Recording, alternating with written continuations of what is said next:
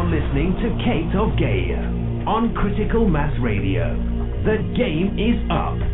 Now, it's our turn.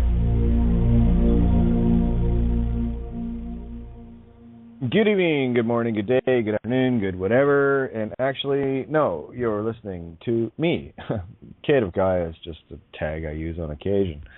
Doesn't matter what shape or form I take, I'm still me. No labels, no names required. So thanks for joining in at the Emerald Table here on criticalmassradio.co.uk, a little show affectionately called Outside the Box. And yeah, we live up to that. No matrix thinking here. Where do I want to start tonight? There was a few questions that came in through email, so I think I'm going to start there and address a couple of things. It's important to remember, where we came from, and I'm talking in terms of the research and concepts to help out the newer ones at the table, and also to reinforce for those of us that are walking these concepts, and just to make it clearer and just make it that much easier to stand in and hold on to. Given that our lives, all of our lives, have been centered around someone telling us one lie or another. The whole reality here is a lie, if you want to get down to the nitty-gritty. And what we're doing is finding the truth in it. And every truth we find collapses a lie domino or toroidal field, which takes out the entire fractal of that lie. This is why the legal name for me is the ring that rules them all. It's the one domino that takes everything down and allows creation to step back in. That's how it's worked for me. That's how it's worked for more people than I would care to count. Now, I mean, I could probably count that number on one hand, literally months ago, within the last year. And to look around now, to now lose count of those that are, yeah, you get it, don't you? Oh, yeah, creation works, done it. Now I'm getting a, what are you talking about, Willis? Instead of that, I'm getting a, yeah, it does. So at the end of the day, it's like, so was I lying to you or what? No, I wasn't. So there's the real crux of it there. If it works for me, and if it works for so many others, why doesn't it work for you? Well, it's easy, because you don't believe it yet. And that's why, I guess anytime I'm going to go on anyone else's radio show, beautiful experience Monday with Lorraine Hurley. I came right out of the gate and said, I'm going to share some stuff with everybody here today, but you won't believe me. So that's okay. I already know you won't believe me. And that is a seed all by itself. Well, what do you mean I won't believe you? So you challenge the ego. It's the matrix. That's what the matrix is. It's the ego. It's the emotions, right? So challenge the ego. You won't believe me. Well, what do you mean I won't believe you? I'll believe anything I want. So at least that way you're on the track of having eyes open. I'll determine what I believe. Okay, well, I guess you're going to have a look now, aren't you? Well, okay. Well, you won't believe me. Well, you better tell me so I can have a look first. Then I'll tell you what I believe. And, by the time you're done, you have a lot more people that go, yeah, I see what you mean. And it just grows from there. And you're seeing the exponential effects of this occurring around the planet, all over the place. Beautiful fractal that Strawberry shared with 4 or 5 free men that came out of the woodwork to him after, catching wind of what occurred. See, and that appeals to the free man COINTELPRO program. Gimme. Okay, that's a program. It's not individual. And this is where the system, with its efforts to keep people fighting, give them just enough education to keep them fighting, and they can keep the smartest, most intellectual of us going circular. So effectively what they do in this matrix is they get the best and the brightest to fight against each other by using something that they shouldn't be using, legal system. Right? So, no, I just stepped out of that arena. That was just crazy. And I got to tell you, the more I researched into legal, lawful, and at this point I've got an extensive background in research. Legal, lawful, law of nations, UCC, UPU. Man, I have covered more gauntlets than I'd ever want to consider, and I'll tell you, there's only one thing that each and every one of these aspects of, quote, legal and lawful, unquote, have in common: legal name. So I'm always looking for the common denominator, denomination being money, value. So I'm looking for the common value. What is the common value, the common thread that is powering this? Now remember, power can only be granted by one to another. It can never be taken. That's a trespass on free will choice. You were given free will choice, right? Let me just check that. Make sure this is the whole thing. You got free will choice, right? You stand on the edge of a cliff. You have the free will choice to jump or not. That's just a very exaggerated example of free will choice. And there are some that will jump, unfortunately, but don't worry. They'll come back and be standing at that cliff at another point in that timeline where they actually might change their mind this time and not jump. But the point being, you have to agree with something in order for it to have power. Everything has to be given freely. Thus, a given name. So when it's described to you, when someone asks you, what's your given name? Given means past tense, as in given away. They'll ask, well, what's your name? What's your given name? What's your last name, family name, all of these other stupid little things. Right? But don't miss the concept and the context here. Given, past tense. Must be not mine. Because if it's a given name, well, I thought it was given to me, but actually the clue is in the mirror, singularity, it was given to a complete opposite. Remember singularity? You have to see both sides. Creation created both good and evil in contrast to each other. And here it's all about contrast or contract. Like the fine gentleman last night. He was a prime example of what I call contracting. Where everything that he was doing to try to lead me, like, please, try to lead a radio host. Didn't you hear what I did to one of the hosts on Revolution Radio? Trying to ask me leading questions. Trying to make leading comments, to pigeonhole me into a linear thought pattern. That's not how I work. I'm kind of fractal on that one. So when you smell a rat, you smell a rat. I mean, they come in dishing out honey and love and bliss, and then that's the good cop, bad cop, to make the honey really sticky, to see if you'll come in and step in their bullshit. Me, I just stand back. As soon as someone starts waxing eloquence, and you know the greasy shit I'm talking about. That's why I hate pedestals. Don't do that with me. Seriously, just don't. It's not a good idea. That's breaking commandments there, baby. It's okay to look at someone and go, yeah, you did a great thing. You rock star in that one. You starred in that role. Yeah, there's nothing wrong with that. You're just stating a fact. But when someone comes in and starts waxing eloquence like this guy did last night, the radar goes off like immediately. So while this individual was trying to lead me into questioning, it's a standard Christian tactic. These guys should get a better program running. Seriously, it's so easy. But standard Christian programming to prove the existence of their penis-bearing illusion always goes the same way, where they focus in on a handful of different verses in the Bible, because, that's the same thing the media does. Anytime there's a story comes out, I'll give you an example. The Judge Bows to Sovereign video has been on TV here in Canada and a few other places quite a few times, like national, mainstream TV. But they only show snippets of it. They always show the worst, what would be deemed by someone in the system of being the worst, and the court's in control here. Get this being out of my courtroom. That they show that part, but they don't show the judge bowing. So that's how Christians work too. The fundamentalist program. That's Muslim, Jews, whatever. I don't fucking care what religion you are. That's the same program that's running. Okay, so you better wake up to that. And what they do is they have selective, like media, they have selective things that they'll take out of it. totally out of context of what the story is. And you know how that works. I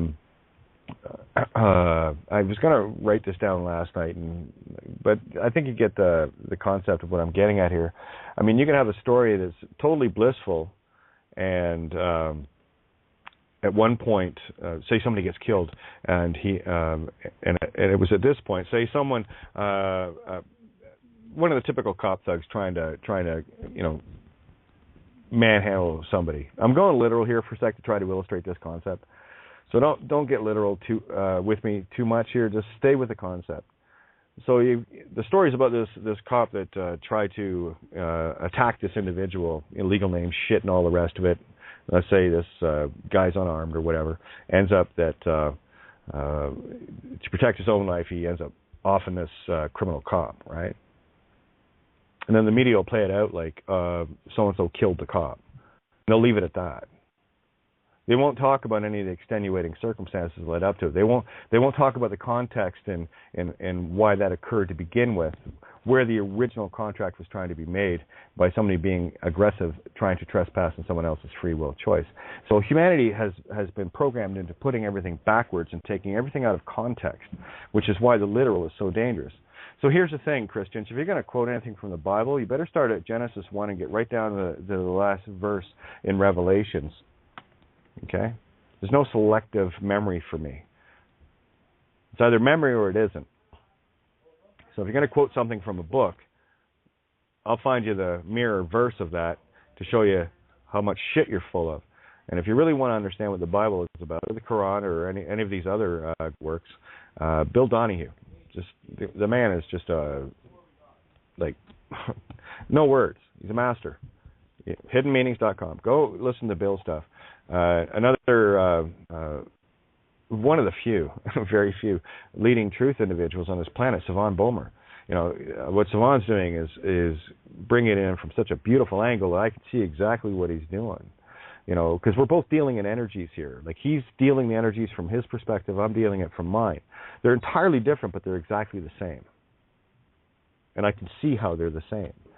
Because it's all the same story. I just figured out the one story, and all I'm doing now is working through to the full acceptance of all creation, removing anything that is garbage or whatever. And as I do that, the world changes. As you do that, the world changes. The world's not going to change because you go out and do something. The world changes because you do something within yourself to correct yourself. And that energy is what goes out. And of course, you're going to show that in your actions of doing anyway. Remember, the doing is the effect, the Luciferian intent. It comes after creation. But the creation starts with you. It ends with you. Contracts start with you. Contracts end with you. See what cannot be seen.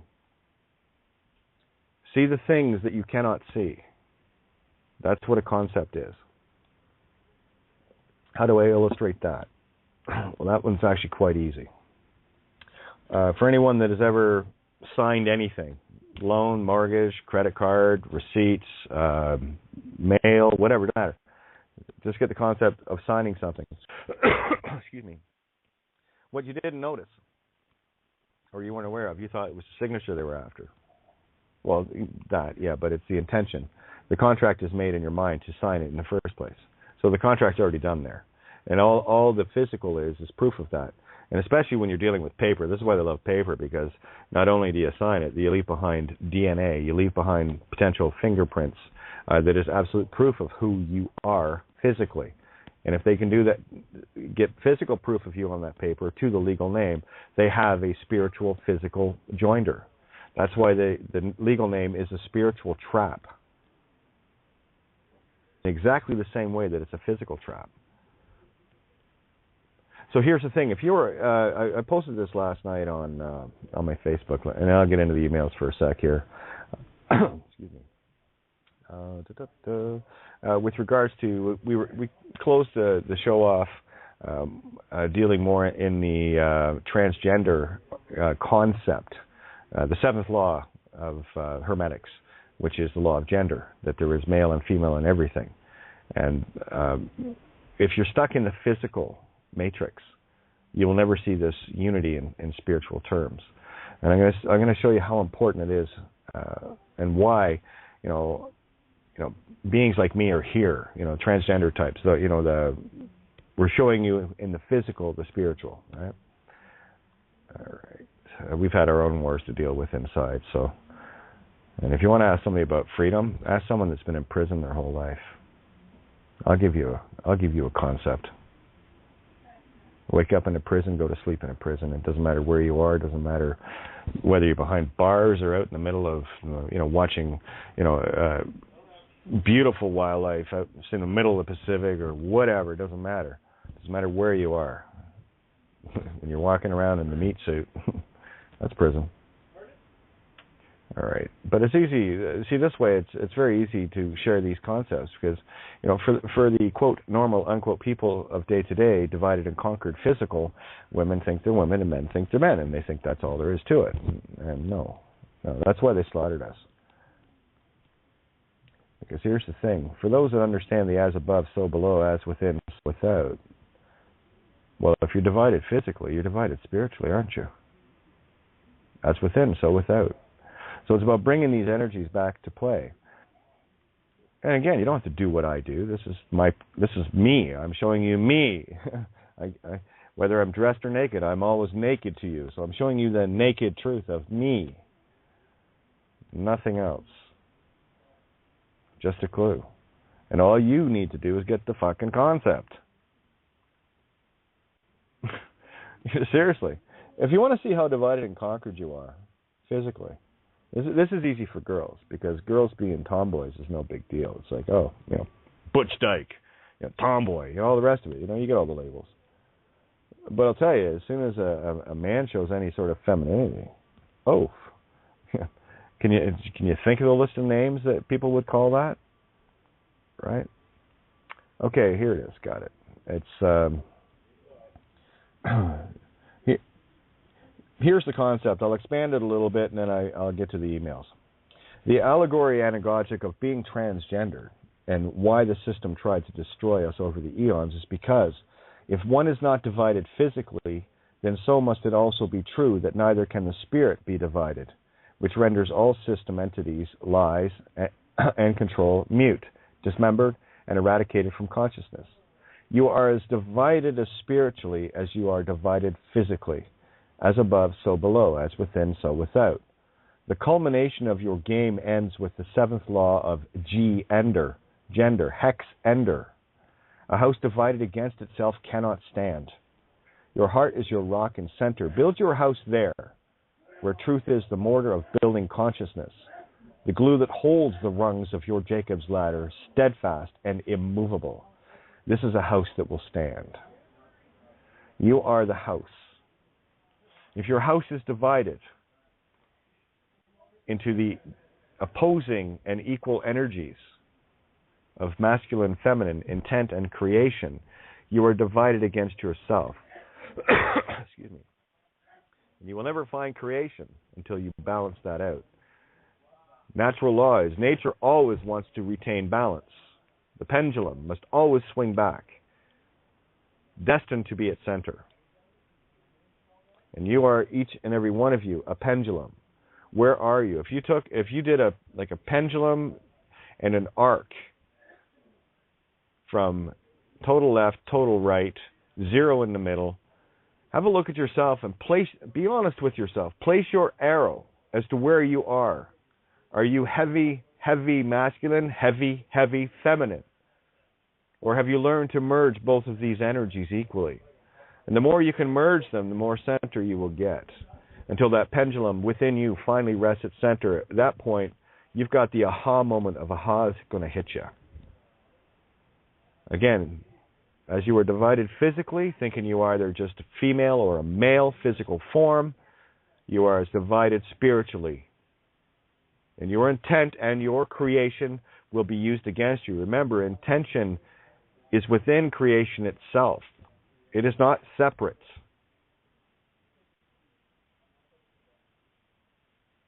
Masculine, feminine separates that. Bring it together. Get it together, boys and girls. Now you know what it means, a little differently, though. All right, so let's get to the email. Hopefully I covered that concept. Now, I'll answer a few emails here. It's getting tough to keep up with you guys, but I do what I do. I'll do my best. That's my promise. Today's like today. I'm just exhausted, but here we go. Hi, Kate. Wow, thanks for this one that came in from Deja Vu. Hi, Kate. Wow, thanks for the speedy reply. I know you must be busy. I'm heading for a mini vacation, 3 to 4 days, and will be devouring your site when I return. Meanwhile, small step of progress. Track down a phone number for an individual, let's just say that, and left a message for him. With summer waning, people are likely trying to make the most of these soon-to-be over hot and sunny days. Are all your teachings online or via the radio shows? Yeah. Google Kate of Gaia. You'll find me. Great place to start is losethename.com. And that will lead you to my website anyway. So I'm just going to use losethename.com, and don't worry, you'll find my writings. Okay? So I'm going to make you earn it a bit more. Do I ever do workshops in the flesh? Yeah. As universe directs, whatever. If so, perhaps we could dialogue on the possibilities for doing one on the West Coast, Vancouver Island. Well, wherever the universe leads me, I'm cool. So that one was in from Deja Vu. Let me see who else we got here. I'm actually going to read some emails that, excuse me, that always make a very humble being very uncomfortable. So bear with me. Remember, anything that's talked to me is talked to you. This is how crazy awesome you are. This one came in, had an email I read earlier from Michael. You probably remember, Michael B. And here was another email that came in from him. It goes, hey, I can't get enough of the show and hearing all the different stories. I finally feel like I fit in somewhere. I belong. I'm smiling. I'm actually smiling. I never smile. I feel lighter in heart. I feel happy. I feel peace. I'm laughing again. Like a dark, heavy cloak has been lifted. I can't wait to meet you one day so I can give you the hug of all hugs. And I'm looking forward to meeting every one of you and giving you all the hug of all hugs. And just look in the eyes and say, well done. I told you were awesome. That's going to be my catchphrase. Told you you're perfect. Look at you, superstar. Anyway, not sure if you'd be aware or even care. Thought you'd like it. It seems like some of the new age folks are desperate. 2 days ago, they announced a new secret universal language. I'm stoned and listened to it. It's bloody gibberish. Well, yeah, again, that's how you know you're onto something, is when something comes out in a COINTELPRO direction. Generally, they use a new Cager or some religio cosus chosen out as COINTEL program. I don't know. It always shows up, though. Only listened for a few seconds on 2 recordings. It's as though the demons within me were flipping out and trying anything for the illusion to continue. Yep, that's called the ego, the démon, the of me's, demons, démons. The only identifiable words I came across in my quick slide was Israel 3 times. Well, yeah, trying to plant the spell back, right? And in the other one, gibberish all the way through with funky-ish drum beats in the background, 8 minutes of it, only to finish with the words, open the gate. This from people who at one time professed to be light bearers. I can't stop laughing. Looks like I found the sane kids just in time. Looks like it. By being you and finding the key, you have invigorated me to now want to keep rolling on. Now I want to see this through till completion. I want to live. Fuck yeah, baby. Fuck yeah. Hugs, MB. And I get a lot of these. They come in text, they come in emails. Actually, just before the show, I added another 25 people requests to the Kate of Gaia discussion group. It's quiet there for a while, but it's probably, well, from my count, at least 100 in the last 3-4 days. So word's out, and it's just going to keep getting bigger as you guys stand and share and do your thing. And to say it's beautiful doesn't do it any form of justice. Okay, let's get to a couple more, and then we'll get these mics open, and we'll have a wee chat. All right. This one came in from, just get it open. It came in from Ron.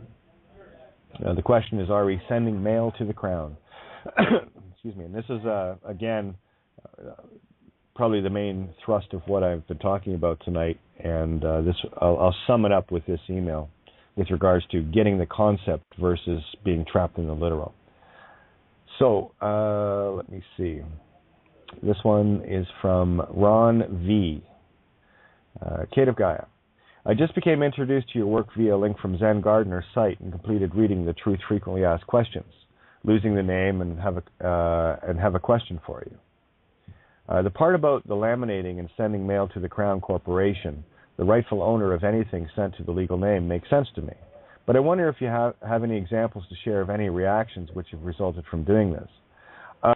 Again, now, just to let people know, the whole concept of laminating something was to show you the power of your seal. Merely an illustration. If you do it physically, fine. If you don't, fine. You just need to get the concept of how important even touching a piece of paper is. But once you get the concept, then all of that ignorance of knowing that is stopped instantly in that awakening, in that aha. So now, anything you touch no longer has the Midas touch unless you choose it to have the Midas touch. You see the difference? Your free will choice in that has been returned. You haven't been giving it away willy-nilly in ignorance. So the idea of laminating something after your DNA, fingerprint, seal, touch it, Midas touched it, was to give you the concept of it as permanently protected once you get the concept. Okay, now, we covered that in a very literal way that night. And I'm going to be stepping back a little bit more in terms of anagogic. And you see, because I'm always speaking from an allegorical anagogic perspective. So with me, my assumption, and I hate using that word, my assumption is that anyone that's listening to me is listening to it in the same way I'm sharing it, which is never always true. And what I'll be doing, like I'm doing right now, is illustrating the difference between listening to what we talk about literally or anagogically. Now, while I'm coming off sounding very literal, I know what's going on in my mind, and it's all anagogic, and I'm trying to illustrate the concept. So anytime I'm talking, and I'll keep reminding people this, I am trying to illustrate a concept, not a literal. Big difference.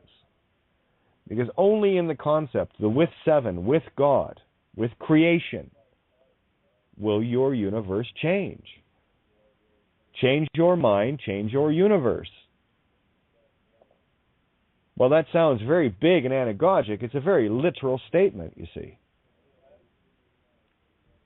Literally change your mind. And it literally changes your universe. But it will not change literally until you get the concept to change it. Otherwise, you're going to continue doing the same things out of the same habits for the same programmed reasons over and over and over. So the idea of laminating was simply to illustrate how important your seal is, that once you get this concept, everything you send or do anything with is permanently sealed until you choose otherwise. Now it's your choice instead of it being their assumption. See the difference? When you assumed and presumed that you were just signing something and everything was normal, it was assumed and presumed also that you were okay with committing fraud, that you were okay with not knowing that you're sealing this with your soul just by touching it, breathing on it. Where does breath come from? It comes from the trees of life, the Gemini spirit within you. You breathe on something, you're giving it DNA. Millions, if not billions, of cells drop off your skin every day. You're leaving your shit everywhere.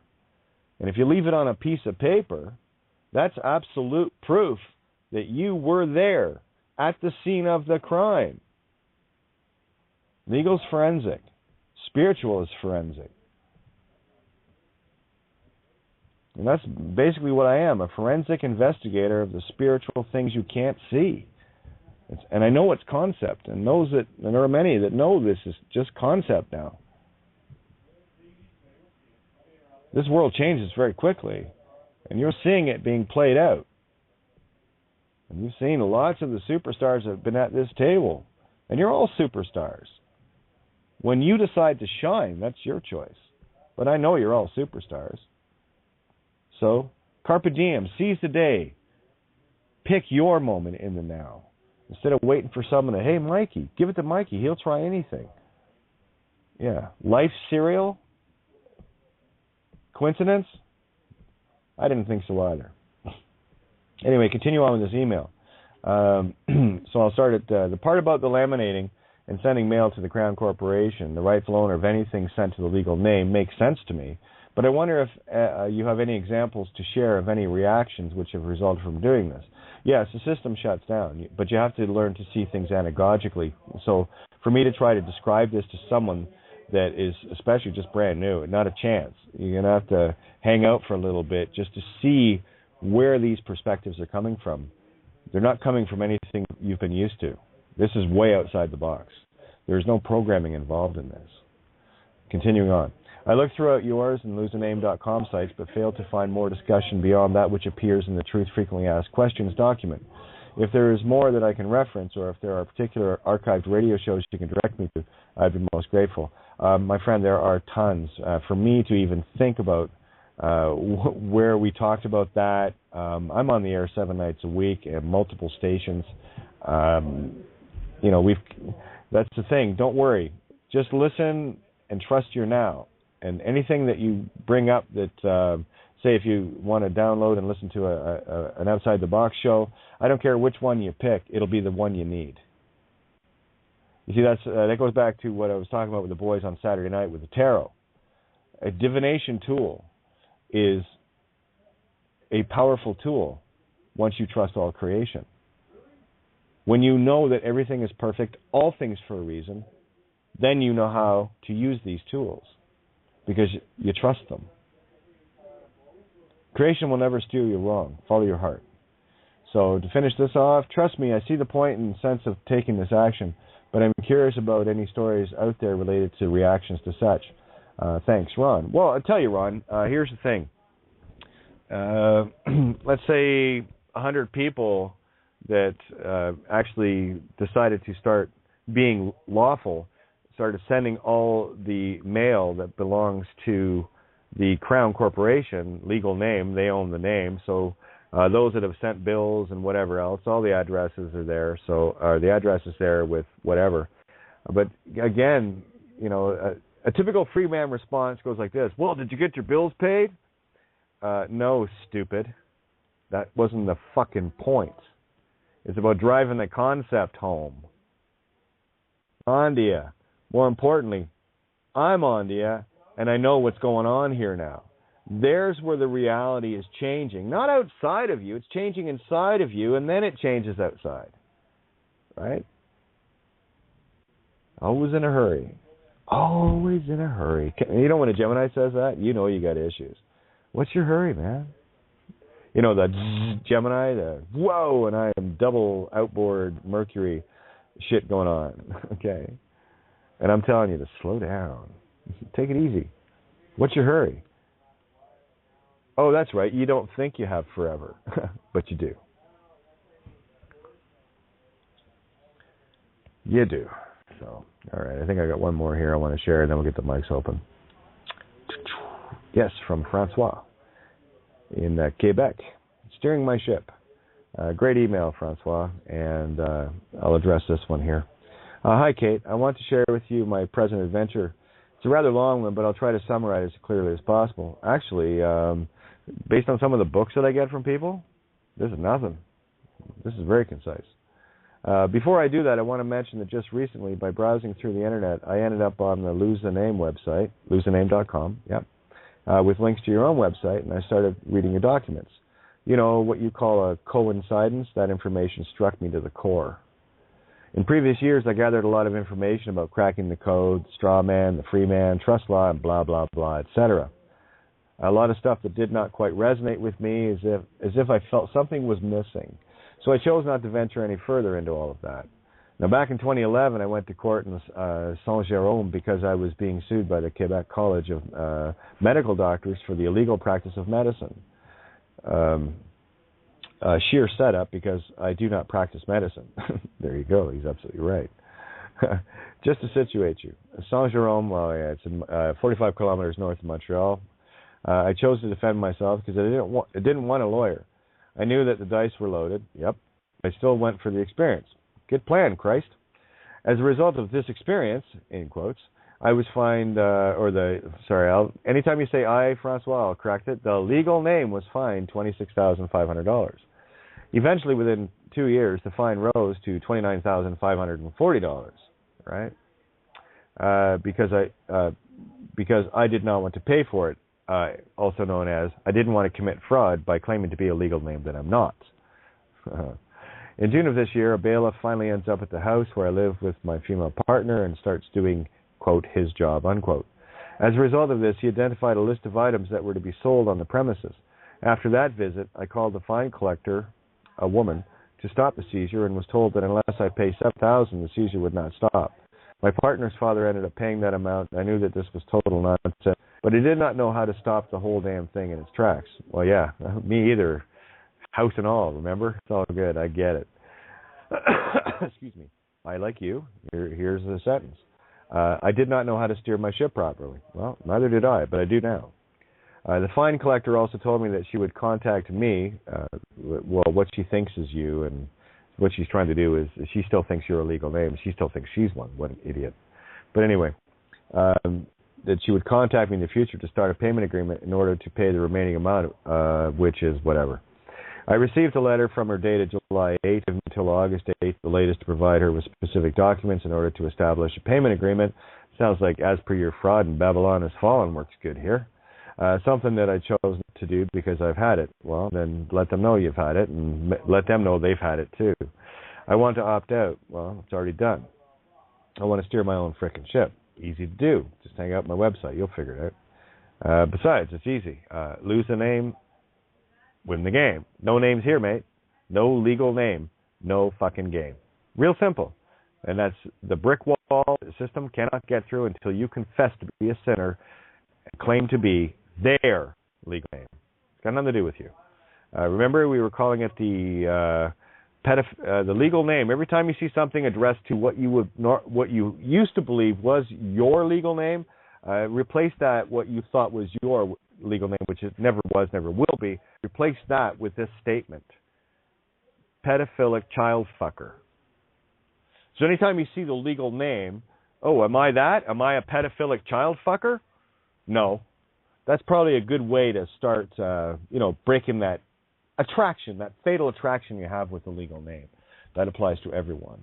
I know I don't pull punches here, boys and girls, so if you can't handle the truth, then you know where the door is. There isn't one. You come in or go out whenever you want. You either want your soul back, and I'll do whatever it takes to smack you into reality. If you want your soul back, hang out. And if you don't, well, fuck off. Go hang out with the Alex Joneses of the world and the David Ikes and the rest of these monkeys, the Galactic Light Federation and their fucking Gassara bullshit governance. Global Gassara governance, yeah. Yeah, no trap there, right? Spot the G spot in that one. Hex spot, indeed. But anyway, again, script writing, we're going to eliminate this script right here. So I guess the cops will show up someday at my doorstep. They might not. With a warrant for, the legal name arrest. It's not you. And take me to see the judge to explain myself. Why would they take you if they can't get you until you admit to being a dead legal fiction? They cannot touch you, my friends. That is a fucking fact. And how many of you are still shaking in your fucking booties? Stand the fuck up or shut the fuck up. Sit down. Move aside. Let the real people through. You can't handle the truth, then get off my planet. Because I don't want pedophilic child fuckers on my planet. Savvy?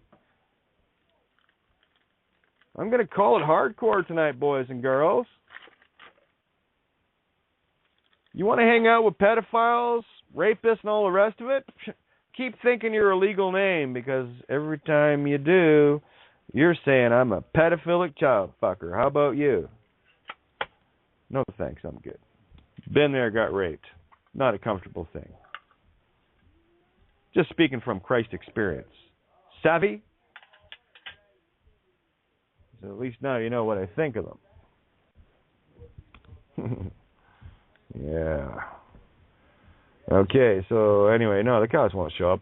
Besides, I don't care who or what shows up. They're going to be looking one thing only. And it's the one thing you have to give them. A legal name. And give them the assumption, presumption, that you still think that you're that pedophilic child fucker. And, oh, don't worry, I'll take you away, and they'll treat you like the criminal you are, pedophilic child fucker. Now, I don't pull punches here, boys and girls. Last night figured that one out real quick. Anyone on this planet? Got me to try it through. Good luck with that. I'll take you out. So he goes on. I don't have a bank account, don't own a car, don't have a mortgage, no credit cards. My driver's license expired. It's not yours. It was theirs. And I have not renewed it. Well, of course not, because it's nothing to do with you. Don't have a provincial health insurance card. Well, no. Dead things. Living people don't have this stuff. Only dead people. Those were the steps I took to start leave the silly game. Job. These are all the little steps. And I love this, Francois. Little steps, but steps anyway. My friend, this is exactly what I'm telling people. This is the hardest concept to cross to people. Little steps, but steps anyway.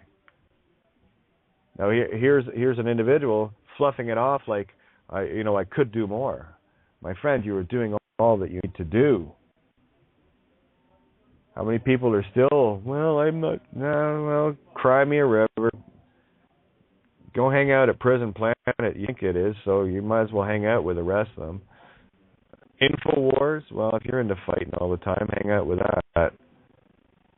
It's fucking mindless, man. Anyway, finishing up here. In a nutshell, I spent a lot of time gathering info about the grand illusion. I'll say that the information you write is capital IT. Yes, I know. So do a lot of people, most importantly, so does the system. That's why it's buckled. Falling down around its arse right now. The IMF, what was it? Chickie at the IMF, formerly being charged with fraud. Nothing to do with what we do, right? Please. Anyway, this whole adventure happened for a reason. Thank you for what you've done so far. Best regards, Francois. With you, my friend. Mirror. Stand your ground. And all you got to do is get that one little truth, and then they go away forever. Ask Art Koborinsky.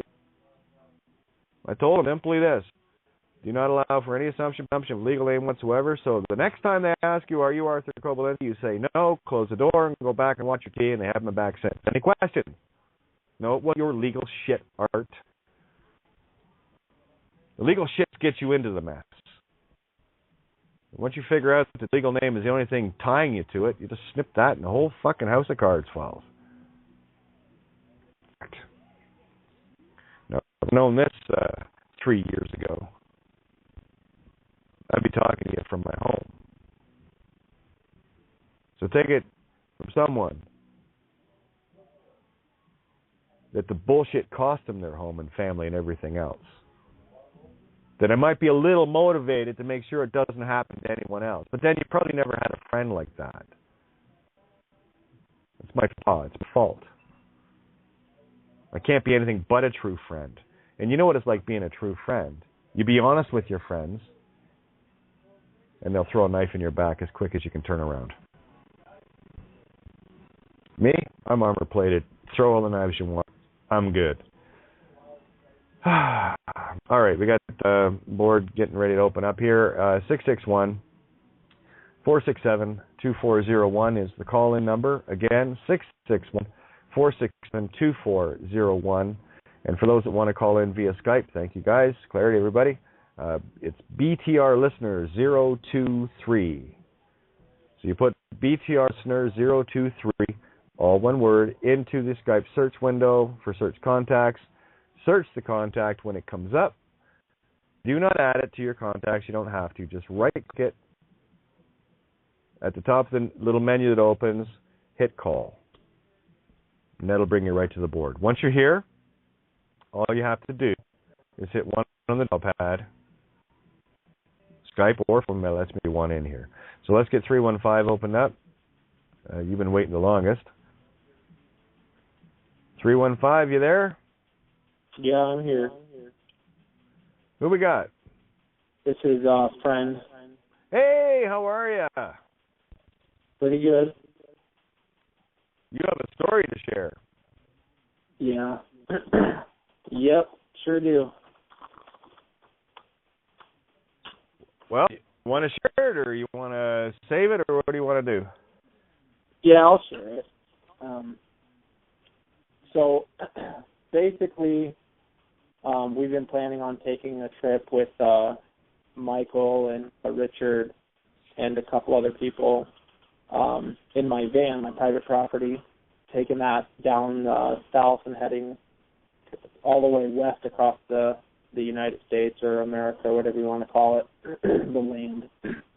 But so I was getting the van ready and doing the tune-up and stuff, and getting the tires all situated, and I was heading to the store to get them rotated and balanced and everything like that.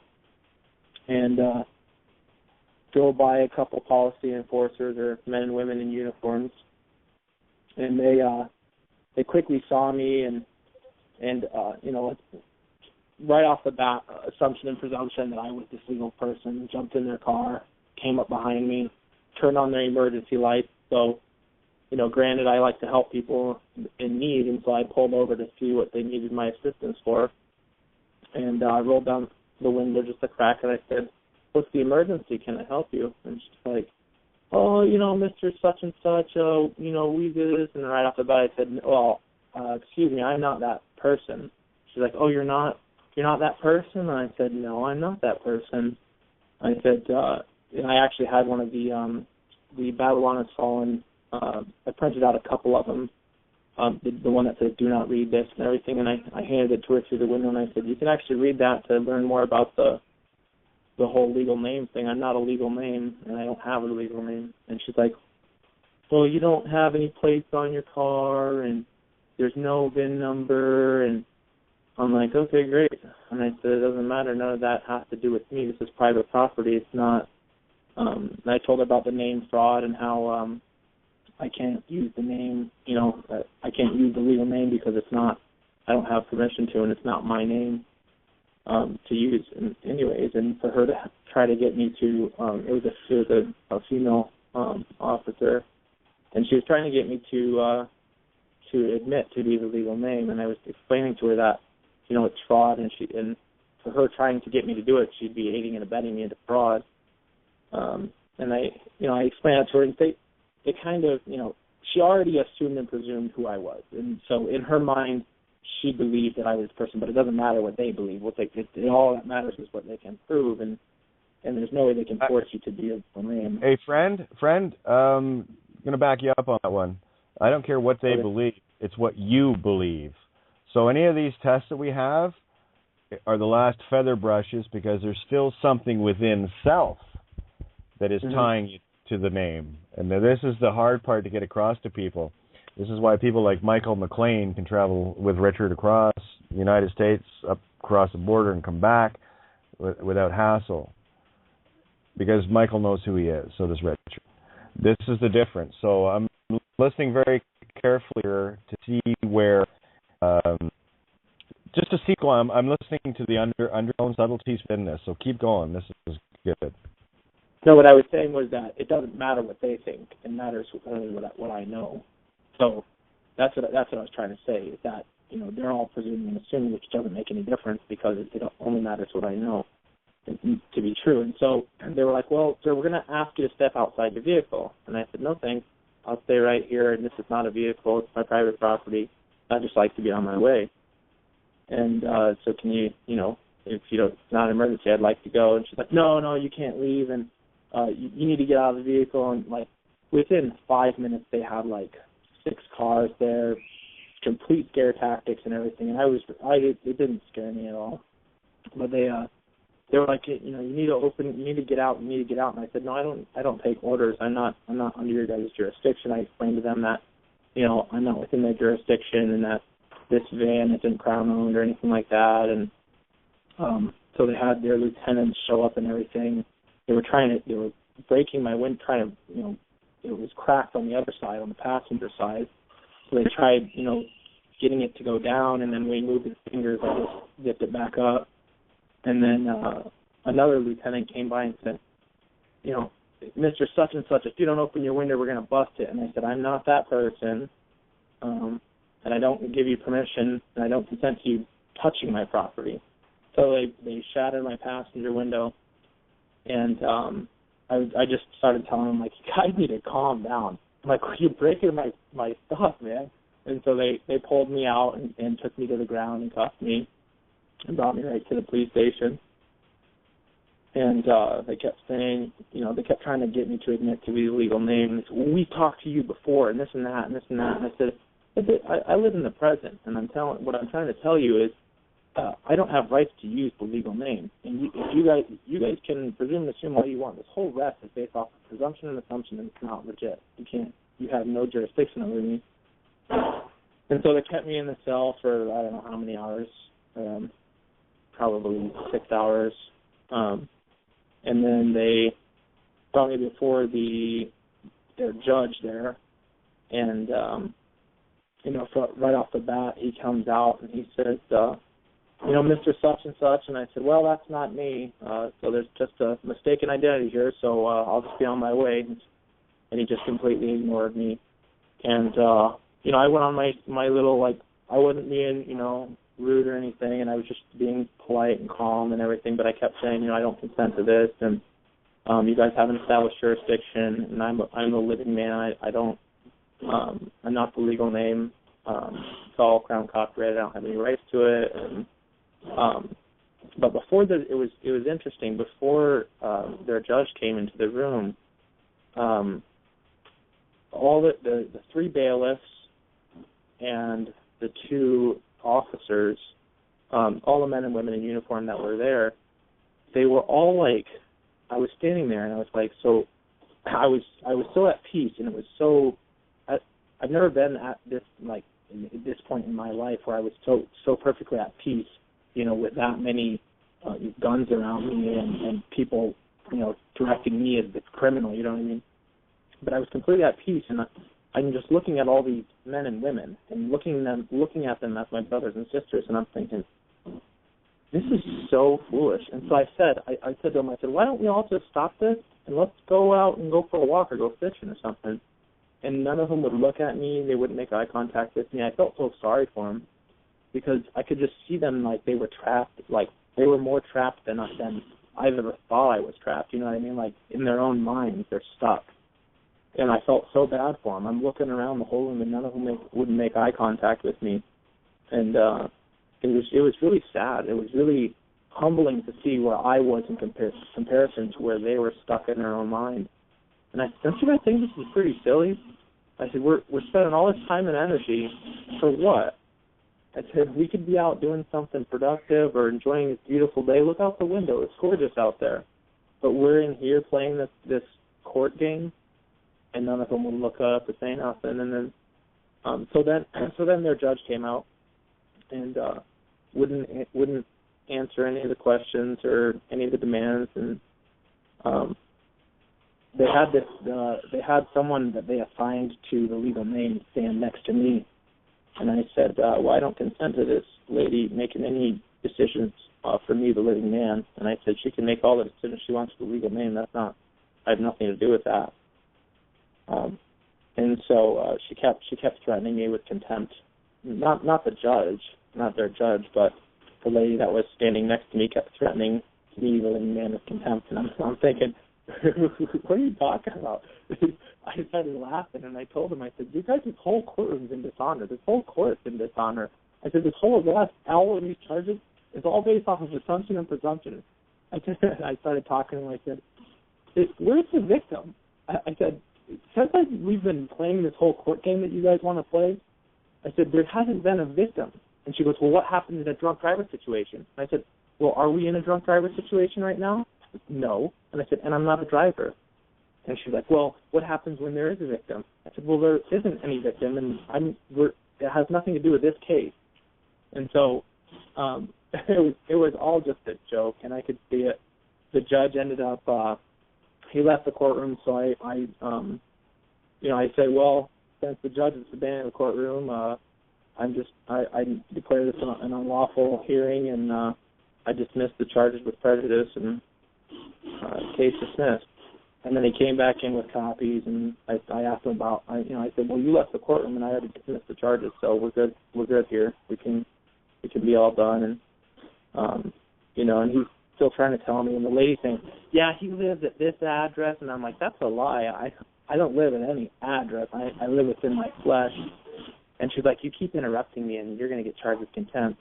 I'm thinking, how can the lady that's assigned to me, or the legal name anyway, how can she threaten the... I just look at her and say, why are you still standing here? I fired your ass. Now fuck off. Yeah. Thank you. I was like, I'm going to be... I said, so you're representing the legal name, but you're threatening me with contempt for asking questions, and you're not even the judge? If she rolled her eyes, she's like, I'm trying to help you. I'm like, well, I don't need your help. Thank you very much. And it was a joke, and I could see these. It was like they were trying to make it their game work, and it was like they were trying to toss me the ball, but I wasn't catching it. It was falling on the ground. You know what I mean? And they kept trying to pick it back up and throw it to me and get me to catch it, and I wasn't catching. So I wasn't accepting to play the game. They were like, well, Mr. So-and-so, we're going to have you do this or that. And I'm like, well, I'm not the legal name, so it doesn't matter. And they're like, well, we're going to have to do this and that, and, you're going to have to do processing and all this and that. And so they finally decided to bring me back to the city jail. And they kept trying to get me to be the legal name and consent to having, they wanted me to say, yeah, you can take all my private property and do whatever you want with it. I told him, I said, no, I don't consent to it. I said, I'm not gonna fight you. If you're gonna take my print, you're gonna have to take my print. I'm not gonna yank my hand back or try to make it hard for you, but I'm not gonna consent. It's a spiritual thing. So if I stand there and you take a picture of me, I still don't consent. And I told them that, and they took the pictures, and then they wanted me to sign for it. And at that time, I wanted to make a point and say, no, I can't sign for the legal name. And I explained to them if they wanted me to make a mark just as a man, I'll just make a mark under duress if that's what they really want me to do, and it'll have no bearing. And even the assistant district attorney told me before when I talked to her, she said, well, anything you do under duress, we won't be able to use in court. And I said, exactly, that's my point. I mean, you can't force people to be something that they're not. You can't force somebody to claim liability for something they have no liability to. That's the whole point. And so she's like, okay. That was when I talked to her before, but so the city police, they just didn't want to be with me anymore. And so they just brought me to the county jail. And I spent the rest of the day there and then the night there. And then most of the morning, and then they really wanted me to leave. They had a psych evaluator come by and a mental health counselor come by and everything like that. And they asked me a few questions, and I explained to them about the whole, how I've been studying law and I've come across this truth that we don't have the right to use this legal name and to do so as fraud or to try to get anybody to do it as fraud. And she goes, well, we want to get you out of here. How are we going to get you out of here? I said, well, the judge, you guys' judge says there that, he doesn't want me out until, I give away my information, but I'm not willing to give anything away. I mean, if the guys at the jail take it, then that's their choice. And if I answer questions as the living man and they put it down on a form, in relation to something else, then that's their choice. But I don't consent to any of it. And so I taking the baby steps that I chose to take, I decided to sign under duress. And so I just did the U.D. and I told them, I said, I'm not doing this by choice. I'm doing it under duress, and that you guys are forcing me to do it. And so, like the ADA said, it's inadmissible in court as evidence or proof of anything, because I was forced to. Well, the psychiatric lady, she said, well, we don't want you to sign under duress. And I said, well, what do you mean? She goes, well, we don't want it to appear that you were forced to sign. I said, well, you guys are keeping me captive, and you're saying that if I sign something as whatever, then you'll let me go. So isn't that duress? She's like, well, And I'm like, yes, it is. It's duress. That's why I'm signing as duress. And so, they asked me questions, and I said, well, I'm just letting you know right now, I'm answering these questions as a living man, not as the legal name. So whatever you choose to do with that information after I answer the questions, that's on you. And so, they asked me that the mental health evaluation questions about, are you going to kill yourself and all that jazz.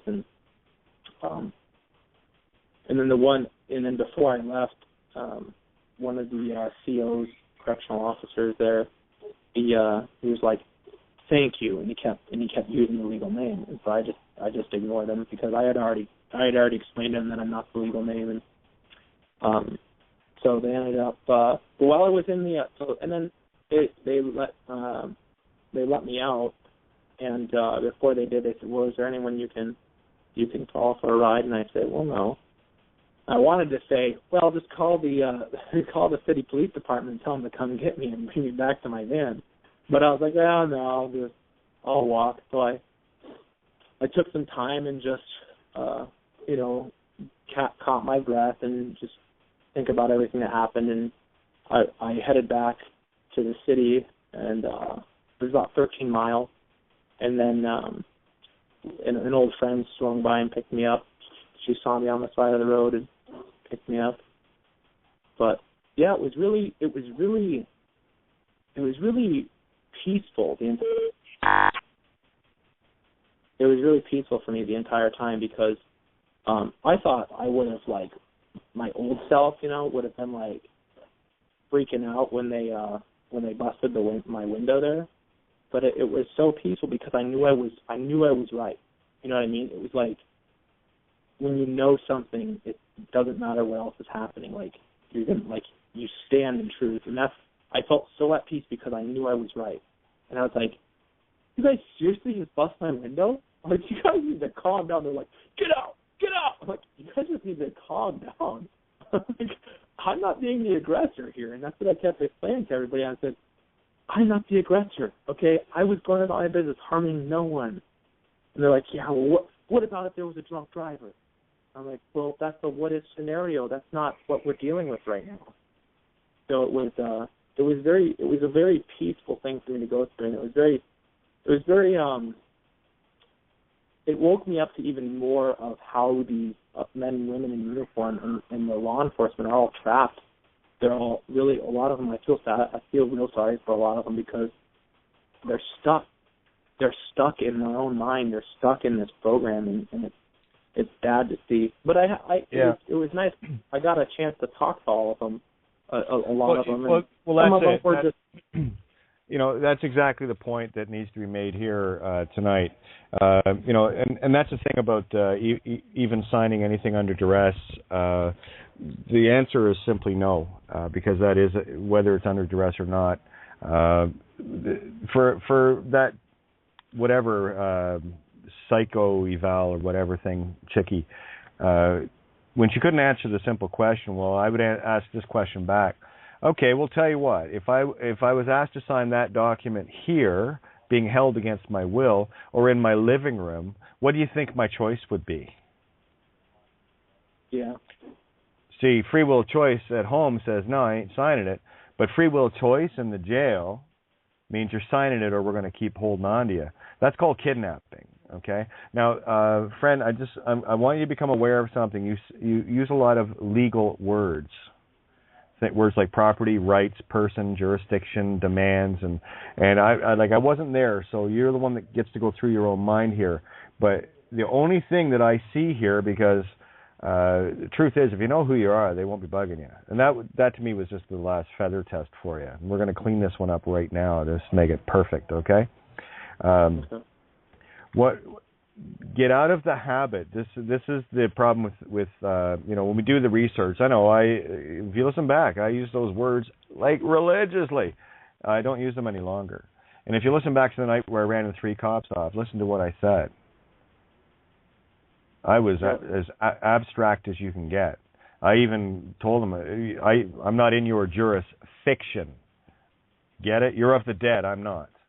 So I stated the truth. And I don't bring any of these terms in because what these terms do is they trigger the legal mind in the other. Remember, this is a program that was inflicted on all of us, more so on those that are working on the inside, because that's what they're dealing with all the time: property, rights, person, legal. The only real legal term I'll use in any interaction is legal name, because that's what it is. That's the id entity that gets parasited to you. Think of it as a parasite. The id entity, the legal name, is a parasite. And when you consent to carry it, you're consenting to have your soul sucked dry, literally. Physically, you get drained, and spiritually, you get drained at the same time. As within, so without. You know, it's a total different scenario when you're dealing with someone in bliss versus someone that's in a state of panic, anxiety, and depression. I don't know about you, but they don't deal much in the bliss on the other side of their veil, right? And here's the other thing, too. Your reality is based on assumption and presumption of futures that do not even exist. And that's called script writing. Now, this is what this attorney bitch was doing. Look how stuck they are. Right? Well, what if it was a drunk driver? And I said, are we dealing with that? Correct answer. Are we dealing with that right now? Well, no. Well, what if? This is, sorry, I'm not insane. I only deal with what's here now. What you decide to put in your reality, thinking that these scary things are going to happen, well, then if you want them to happen, then keep thinking that way. And that's exactly what we've been doing. This is the what-ifing, the but, Kate moments. I always know when someone isn't in the now, because these are the scenarios that people, well, what happens if? So, did it happen? No. Then why are you basing your reality on a future event that hasn't occurred? It's an illusion. You're basing your reality on that illusion. So this is what we're breaking people out of, you know. But that was the and don't use terms like I'm a living man or I'm a living woman. No, you're not.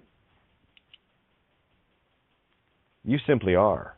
You can be a living man, a living woman, a living tree, a living dog, a living cat, a living universe. If you decide to be a living man or a living woman, I think you kind of limit it yourself. You know, this is why remember, if you're going to claim that you are something, have a look at what it is you are contracting with. I am all that is. Nothing greater, nothing lesser. So when you say you are this or you are that, hey, I can be a songwriter, I can be a pilot, I can be a diver, I can be a radio host. I am all of these things. Not one and separate, but all, which culminate into the completeness of me. So look at these traps that get put there. I mean, you see them in the Freeman sites, and I'm the living man in flesh and blood and all the rest of this shit. I was there. I did that stuff. So really get outside the box on this. Now, what else? You got your van back, I trust? No, not yet. That's the next step. I haven't decided exactly how I'm going to go about doing it. Okay, well, take some time, breathe a little bit, and you got all of us out here. So, again, this is the other thing that people don't do. They don't take the time just to breathe on this shit. Right? I even said that to Strawberry the Sunday night he was on. I said, you're going to be a few days digesting this and bringing things back into focus. The only thing I want to stress here is focus on the things, the subtle things that could allow another to... You were only in that court. You were only touched by those cops because there is some measure, I don't care how big or small, but there is some measure that within you still somewhere have attachment to the legal name. So have a look at that. And this is how we scour our canvas, right? I mean, you've done an incredible job of cleaning your canvas. I knew that the first day I met you. Let's take this last little bit and take the razor blade to it and scrape the last of this shit off. And then you step right into it. I mean, they already did you a favor by taking the plates in the first place. So, once you get your van back, golden, and on the road, yeah. Now I'm going to open up some mics here to get some comments from others to get everybody in the chat here. So I've got Scrally, first-time caller, Scrally. Good to have you, man. And I think the 918 is Shaggy, I think, and we have Kim on as well. So, Scrally, what's on your mind?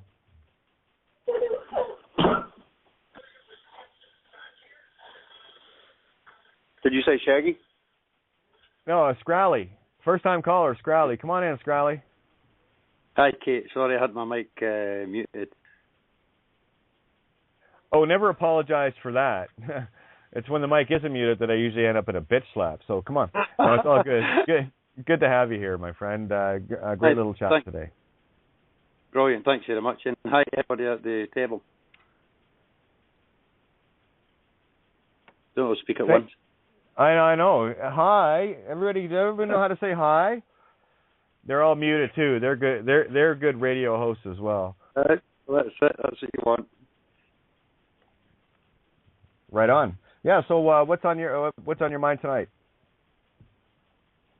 I'm just sitting here listening at the moment. I've nothing particular to say at the moment, but at least I'm on anyway. And it turned out with that malarkey about the top up. I didn't even need it anyway. It's just it was a bit thick. I needed a 5-year-old kid or something to show me how to work Skype. Yeah, what is it? Skype to Skype is always free, and that's the joy of this because you know if you got Skype, you can call into the show free through Skype. So it's a beautiful platform. It's where I connect with more people than anywhere else. That and Facebook as well. I added. I'll have a quick little peek right now, but where are we?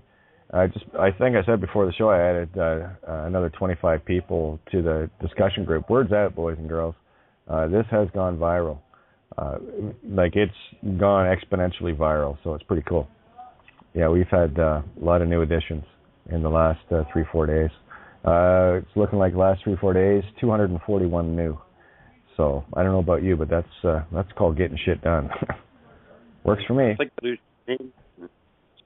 I think that losingnames.com's got an awful lot to do because it's even now, as much as I've been trying to waken my family and people up around about me, they seem to be catching up a wee bit more now. It's a wee bit clearer for them. It's a bit less of the phonics and the anagogics and let them get it first kind of thing. It kind of goes over a lot of people's heads sometimes. But that site's absolutely brilliant for that reason. It helps everybody get in and Totally. Now, here's something, too. Let's put that one in the mirror, Scrally. This is a beautiful point you're making. Now, Brand New Man and others that have been instrumental in setting up a lot of things to make it possible for a lot of people, all I had at one point were just cateofgaia.wordpress.com, the website and the essays. And what has happened over the last while is I'm watching all of these beautiful points of light coming in, getting the concepts and standing within them, and then seeing, I'll tell you, this is an elevated state of consciousness and seeing what is needed and then setting these things up. And that's a tribute to them in that they got the concepts just by reading. And what we're doing now is they're allowing, by their efforts, entry-level people that I'm talking right off the street can come to loseaname.com and see something there that's going to twig their spirit interest without question.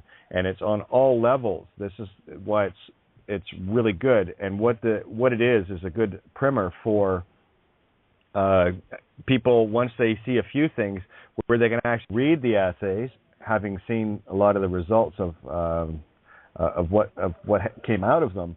So now they're working it backwards. They're seeing the victory before reading, so there's no doubt in what they're reading. So it's a perfect mirror where those of us, me writing and others reading and grasping these concepts are the ones going out blindly with their own leaps of faith to go, yeah, that's truth. It feels right. It is truth. Bam, and there it is.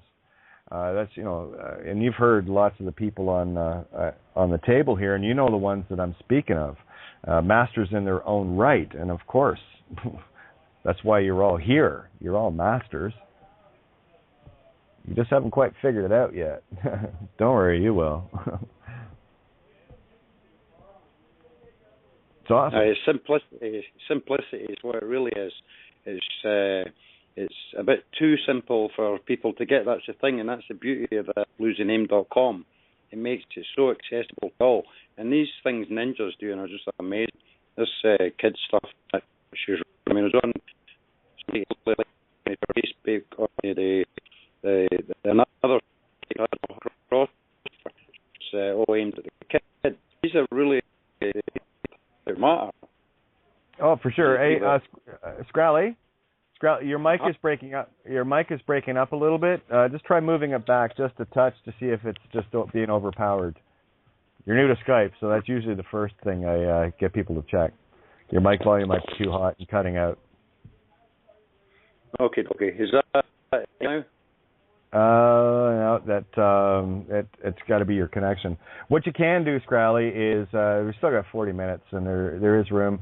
It's awful close. We've got 49 callers on the board. What I normally suggest is hang up and call right back in. I would suggest that and see if we get a better connection, because you were great there for a little bit, then it just fell off. Right. Try again. I'll try that, and I'll ring back in if it's no any clearer now. Oh, it's clear. You got it. It's right, good. that's fine. I think it's because I was moving back and forward away from the phone. That would probably do it. Now, just to let you know, we got Kaz in here. It looks like Brandon just showed up as well. So, hey, it's wide open, guys. I've said my piece. Oh, cool. It's me, Kaz. Can you hear me, mate? It's always a bit dodgy from down here. My Skype messes up so much. But this morning oh, beautiful. I've kind of wanted to say this for some time, and I was actually in the main room sort of typing out the general thought of this, and I didn't hear the beginning of, I believe it's Patrick. Sorry, mate, I didn't know your story, although some people were talking about it before I got on a call here in the kind of midnight hours, just a few hours ago for me, my midnight hours. But something that I'm hearing coming up over and over that I'd just like to bring to the table, and it's this whole idea of ownership, because I'm feeling it really strongly that it's tripping people up. There's something we all need to really examine, in terms of the need for ownership. And I did hear you, Patrick, say my property when they said get out of the vehicle, when you said this is my property. And I just, like I said, I've heard this over and over with different people, and it just keeps popping out at me. So I'm not using you as an example and saying you did wrong. You did fucking awesome, mate. I'm so impressed. It's brilliant. But just this sort of detail to bring it out in the open. When I went through the breathalyzer in Australia, I was really, really careful not to claim anything. Because what happens from, on the spiritual anagogic, however you want to look at whatever label you want to use, what happens when you don't claim anything is there's no way they can pick a fight with you. You're not being offensive. They can't charge you with anything if you claim nothing. I am no one. I am no thing. It's like, who are they going to arrest? Nothing. What are they going to charge you with? Who are they going to charge? No one. And basically, at the end of the day, what they're looking at is a spirit, right? So because you're claiming you're not a physical form, you're not anything that is tangible or temporal, which is truth, because consciousness is who we are, and it isn't a thing. Listen to right? Kaz. Listen to what Kaz is saying. Kaz is driving this nail home right now, and you nailed it right at the point. Well, everything you said, but right at the point where it's a spiritual test. Exactly. It is. And this is what had look. This became really clear when I looked at the papal bull of 1302. The big one. And in that, it is very clearly stated that this system, through the papacy, the Vatican, and the crown, blah blah blah blah. It very clearly states that the spiritual rules the temporal.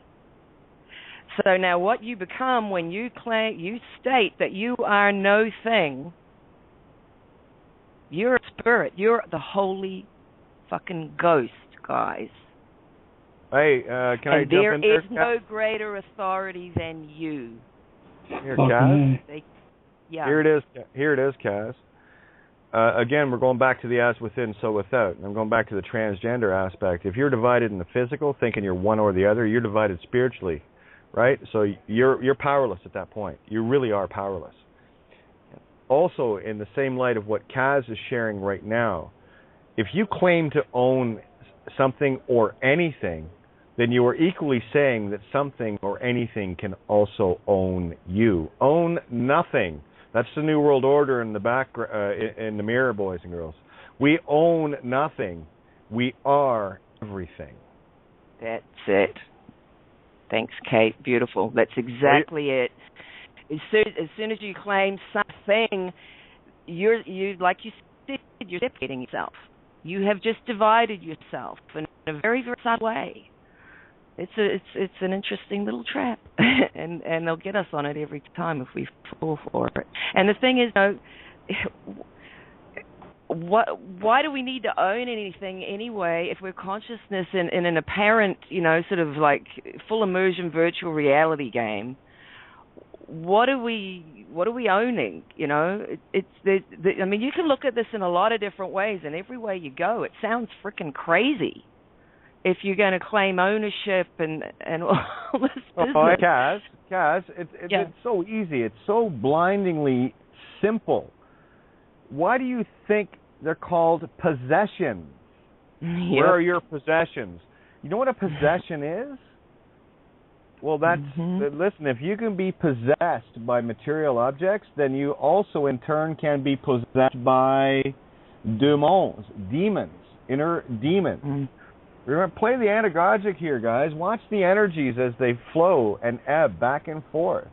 That which you agree with, you are exactly. That's a traitor or traitor. Both are equally deadly. The point here is if you are possessed of anything, then anything can be possessed of you. You get in the notion of no pedestals, no glory, no fame, no ownership, humility. Now these concepts really getting across, because that's where you need to be. And if you are in any form of belligerence, don't worry. Universe knows. And guess what plays out in the temporal? The spiritual. So if you don't know quite who you are just yet, don't worry. The universe will show you. And that's why when people come to this table with these victories, and they are, I already know they are. That's my first assumption, because you've got something to bring. It's a victory because you're bringing experience, Christ. Okay? So I'm going to look for the wisdom in that experience that you, as the Christ, found the wisdom. Now, whether you see that wisdom right away or not, I guarantee you I'm looking for it. That's all I'm looking for. So where people see a contrast of, I did this wrong. No, you didn't. What I am doing at this point is taking that beautiful canvas that you've wiped clean and getting right down into the nitty-gritty and the cracks and popping out anything that could still be there, tainting your masterpiece. And that's it. This is not about, like Buddy last night. Oh, you've offended me. Or I'm so offended. Bye. Well, I mean that literally. Duality. Bye. See you later. So what Kaz has brought up, and yeah, we do talk about this, but I'm glad that Kaz has brought this in from this perspective and shown it. Kim, mute your mic, bud. Oh. Thanks. Yeah, I know, eh? It's all right. Okay, so what Kaz has brought to the table, in the way that she's brought it, actually gave me an opportunity to explain that same thing slightly different in a way I've been trying to explain it, and hopefully between the two of us it might have balanced out for you where it made sense. So thanks for that, Kaz. That's a beautiful point. No worries. Yeah, happy to do it. That's really helpful for me, because that's one of the things that I felt like I thought about it and known it, before, and that's what I've been thinking about to get the van back. I'm like, I keep thinking to myself about how I'm going to go about doing it, because realistically, I don't think me going in there and demanding my private property, is going to make anything any better. You know what I mean? And I was thinking, about that. Friend, here it is in a nutshell. Okay, that you got your feather brush. This is the cost of doing business. Whatever it costs to get your van out, just go get your van back. Okay, that's the cost of doing business. You're not agreeing or contracting with anything. What you're doing there is you're accepting the reality that the universe gave you a lesson, and a fairly cheap one. Right? I said the same thing to Steve Travesty when he was going for his Jeep, and he said, yep, no problem. So that's the cost of your schooling. Right? Now, what we're going to do is pull the lesson out of that, and I'd say you got some seriously awesome schooling real cheap. And you're going to share this awesome schooling with the rest of us. So what hopefully you guys are starting to catch on to what I do here. I'm listening to the subtleties of, I know you got through, you're on the phone with us now, but I want to spot all the little traps that you might have fallen into along the way, because I was falling into legal traps in the courtroom. I kept catching myself, and I'm like, no, where am I going with this? And that's when I would start talking to the officers about, let's just all relax. Why don't we go do something fun instead of be here? Because I kept trying to stop myself from going down that old way of thinking, all the law and the dead world and the two-dimensional worlds, Yeah, it's a tough side. Work. Well, yeah, we all do. Me too. This is where we're all equal. This is where we, it's like this. What Strawberry did, what the ego will tell everybody is, oh, well, I want to go and be able to do that. Well, maybe you can, maybe you can't. But I'll tell you this right now, you don't have to, because it's already been done. Right? What's your crazy awesome trick? And that's, of course, that whole, idol worship, star worship, musicians, movie stars, and all. They got you looking outside to give you that concept. And the real truth of the matter is, you're the superstar of the universe, playing second fiddle to yourself. It's crazy. Yeah. I just don't play second fiddle anymore. I lead. Right, you don't want to go to court and be like, being the co-star here. You want to go to court and be the star. You tell the co-stars what's going on here. Well, no, you don't want to go to court at all. Is my point. You know what I'm saying. If you're dragging. I know what you're saying, but just remember that what you're saying, you're talking to everybody like you think they understand you. Remember, I will talk to everyone as a brand new individual, like I understand them because I've been them. So remember that. Very subtle, guys. Very subtle. Speak to people like you understand them, because I'll make damn sure they sure as fuck don't understand you. Have you not seen the stunned look in their faces when you mention illegal name fraud? Huh? What? So who understands who at this point? Have you been where they are? And have they been where you are? Put that motherfucker in the mirror. Yeah, they're all primaries. They're like babies, so they don't know anything. So you're right. You don't want to sit there and throw graduate level shit at them. So. And you know where they are because you were there. So be there with them in there now, and you will find an easier way to communicate. I never have an issue. I got to tell you, anytime I start talking to people, they don't want me to leave. I never run into that shit unless I'm dealing with someone right in the system, right? Like, look at the phone call I made, 7.5 minutes. Now, there's someone that could have just hung the phone up, even after reaming on the phone. That's the power of truth. It will hold your attention captive. So I'd say that's a better form, if you want to call that slavery. Slavery to truth? Oh, I'm in. I'm in. Yeah, and yet the funny thing is these people that are at work, they are captive, so they have to sit there and listen to you. I was talking to this woman in the fry store about, words that she could say that, she'd be out her door, and, is that freedom, and all that kind of, there's just lots of stuff to talk to people about, and they have to stand there and take it because it's their fucking job. Well, again, I don't, see, I don't want that kind of, oh, man. I enjoy it's an enjoyable conversation. I'm not trying to say I'm out here beating people up. I mean, I bring stuff out. I'm talking about, do you got ID to work here and that kind of stuff. I bring it back to the birth certificate, the whole way back. Oh, yeah. Again, we're going over some redundant points here. I'm trying to stay in the concepts versus the literal. Excuse me. Let's get back on track, because that's just going to go off in a tangent that I've been there. Just the only point I'm trying to make here, and this is for, of course, always for everyone. Unless I say a moniker that you recognize with regards to muting your mic. Thank you very much. That was well done. Perfect timing, as always. But anyway, the point here is simply this. Speak to people as if you understand them. Understand them. Oh, I won't understand you. You see the mirror there, the quad? Right. Okay. Now, do you understand or do you understand? Equal and opposite.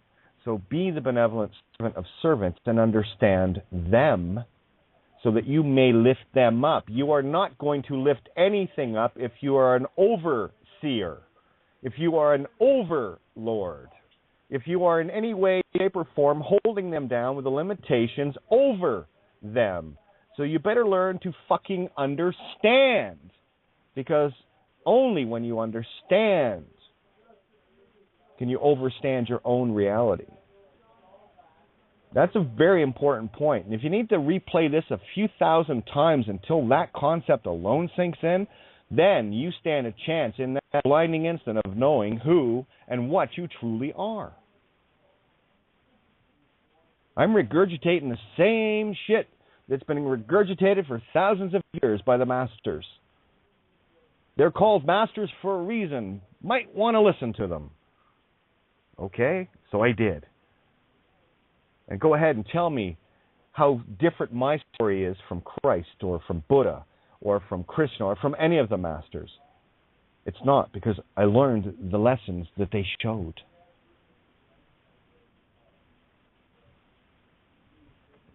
Know thyself, more importantly, know thyself through others. If you recognize yourself in someone that is not quite where you are, that's because you see yourself at that point.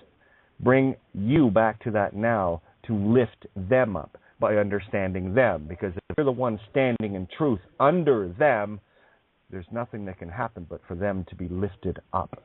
Good servant becomes the great master. Mini rant over.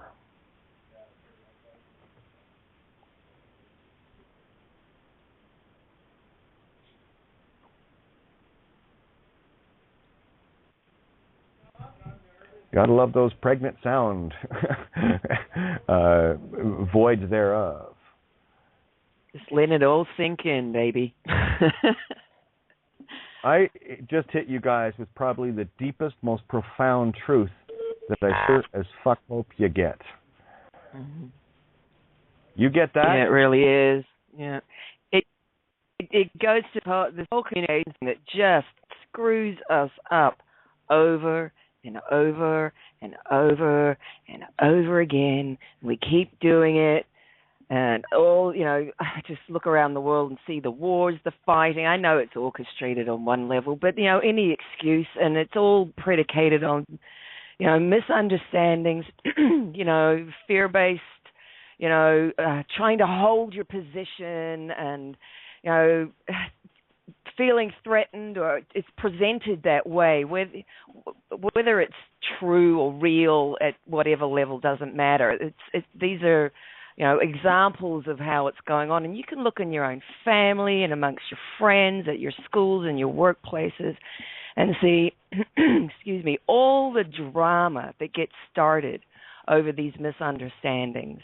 And I couldn't agree with you more, Kate. It is absolutely vital to stand down, in a sense, your own, this is what the ego thing that you talk about over and over is, that this sort of need to protect yourself. What are you protecting yourself against, really? This would be a fun game. It's just gotten out of hand, and it doesn't take that much to stand the ego down and put yourself in a position. I don't really know how to say this because it's just gone fractal on me, but put yourself in a position of, like you said, understanding. I heard a lot of people talking understanding, and it's just I'm sorry, everyone, but sorry, that word drives me nuts. Yeah, I know. I hate. Nuts. Of all the words out there, understand is probably the most, and no harm to anyone that uses it. Whatever, if you want to be New Cage or whatever, that's fine. Just understand this. Understand? Yeah. It's where you are anyway. It's kind of redundant to say it. What we're dealing with now is an over and an under here. One God or no God. Undare. Okay? Oh, man, this is nailing it home here. Let me just quickly double-check the time because I know we got 21 minutes to roll over. So we got room for one. Okay, well, 661-467-2401. And, of course, what was I going to say there? Oh, yes, BTR listener 023. Just a quick reminder, I'm not sure if I'm going to be on with Michael McCracken tonight. And so as far as rollover, I may do a few minutes, but I'm not sure what time his show starts. It might be 10 p.m. my time, which if it is, I would like a break in between just to kind of recharge. But also tomorrow, it's just the one show tomorrow. Nala has some business to attend to, family stuff. And I said, yeah, we both need a break anyway. And he offered to let me do it. And I said, it wouldn't be a show without Nala. That's why I do the show, because I love having someone like Nala hosting where I have someone to talk to at the same level that gets it and Nala has more than proved his worth and what he has done to literally kick holes in the system. So, Nala's not there. I'm good. So I said to him, I talk enough anyway, so don't worry about that. But anyway, if it does roll with Michael McCracken tonight, I will let you know via Skype, Skype rooms and, of course, Facebook. But Wolf Spirit Radio is the station nonetheless. I'm not sure wolfspiritradio.com or whatever, but anyway, just Google Wolf Spirit Radio, and if we're on at 10, then you'll know. And if we're not, well, you'll know, won't you, right? The dry rock, wet rock, raining, not raining thing? Yeah, good. Okay, getting back to this understanding. This is so profound that when you get this, because what Kaz just said about the ego standing up, the ego wants to stand in defiance. The ego wants to fight. The ego wants to compete because it's all about physical survival, pure meat stick. Spirit doesn't need that. It's like I was saying with Mark Passio, Second Amendment, get guns. Meat sticks need guns. Spirit doesn't. Big difference. So you can measure your own entrapment in a physical reality by the things that you need to protect yourself with. It's been a week now since I called the SIU. To me, I don't give a shit because the seed was planted. I called the Burlington Court Monday. Have I done anything since? I didn't have the urge today, just didn't feel it because I don't need to. The next thing I do will be the next thing I feel, and who knows what that is. I have no idea. And but tell me the seed wasn't planted. It doesn't matter. It's in the consciousness. Because I'm sure she's probably going to have something to say when she gets home to her spousal equivalent or her friends. Oh, you should have heard this tranny bitch on the phone giving me the what for. Well, who's that? Jane Doe. Yeah. But anyway, do you know what? This is what I'm saying is I don't care. Seed is planted, and I definitely talk to her like I understand her because I understand her. I understand what she does. See, so, and this idea of understanding too, this is how I got real with it in my own mind and heart. When you understand someone, that means you support them. So they're never going to take offense that you're supporting them, are they? I mean, that would be a crazy idea. And also, you're becoming the ground on which, you become their rock, right? So this works, and if you break this down in a lot of different ways, you can just go round and round and see how valuable this standing under someone. They're standing on your shoulders. They're standing on the shoulders of a giant. Just on and on and on, and play with it yourself, and just see the value of understanding. I'd really recommend it. Kaz, hang on a sec, Kaz. Let's drive this nail home. Stake through the heart. You ready? Tell me there isn't a judge, a cop, or a lawyer on this planet that you don't understand. Yep. Not a one. Not a one. Yep. I understand where you're coming from. Mm-hmm. Now, is that the understand that you guys thought it was, or is that the complete mirror opposite? Because now you know, of course you understand them. You understand that they're using a fraud. You understand that they're not aware of these things. You understand that they're ignorant, that they got duped. You understand that they're violent because they've been programmed to be violent, et cetera, et cetera, et cetera. Yes, I understand them. Am I affecting them anymore? No. I just plant seeds and walk away. And in a sense, what you're doing is you're I mean, whoa, this just goes all over the place here. Yeah, totally.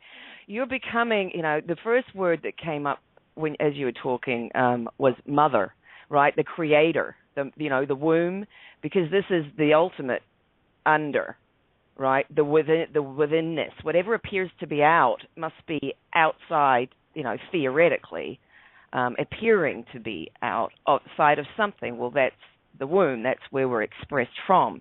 So you become the mother. You've become the source now.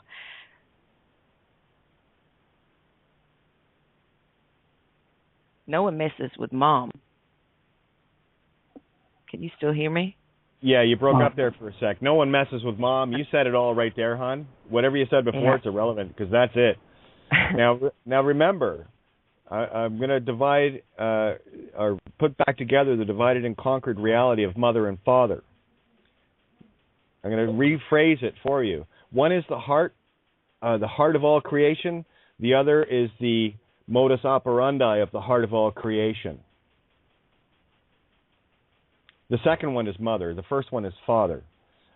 So let's dispel that energy right quick, because father is feminine, mother is masculine. So remember that.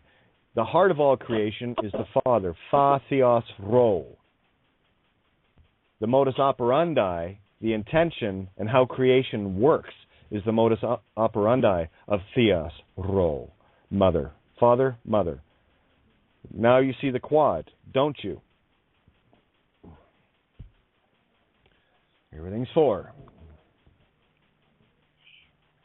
Yeah, I missed most of what you just said there, but I'm sure it was correct. It was really good. It was really good. Listen on the download later. Yeah. So when talking to judges or lawyers or cops, you don't have. Are you putting yourself under their standing, or are you saying, "No, I understand where you're coming from," and that doesn't mean you're placing yourself under their. Well, no. Friend, let me put it in how I pronounce it, how I enunciate it. Oh no, Your Honor, I understand you. See, this gives you precedence as well with using their rules, right? You have precedence over them. You come before them if you understand them, right? That's why you go before the court. You create yourself as the authority.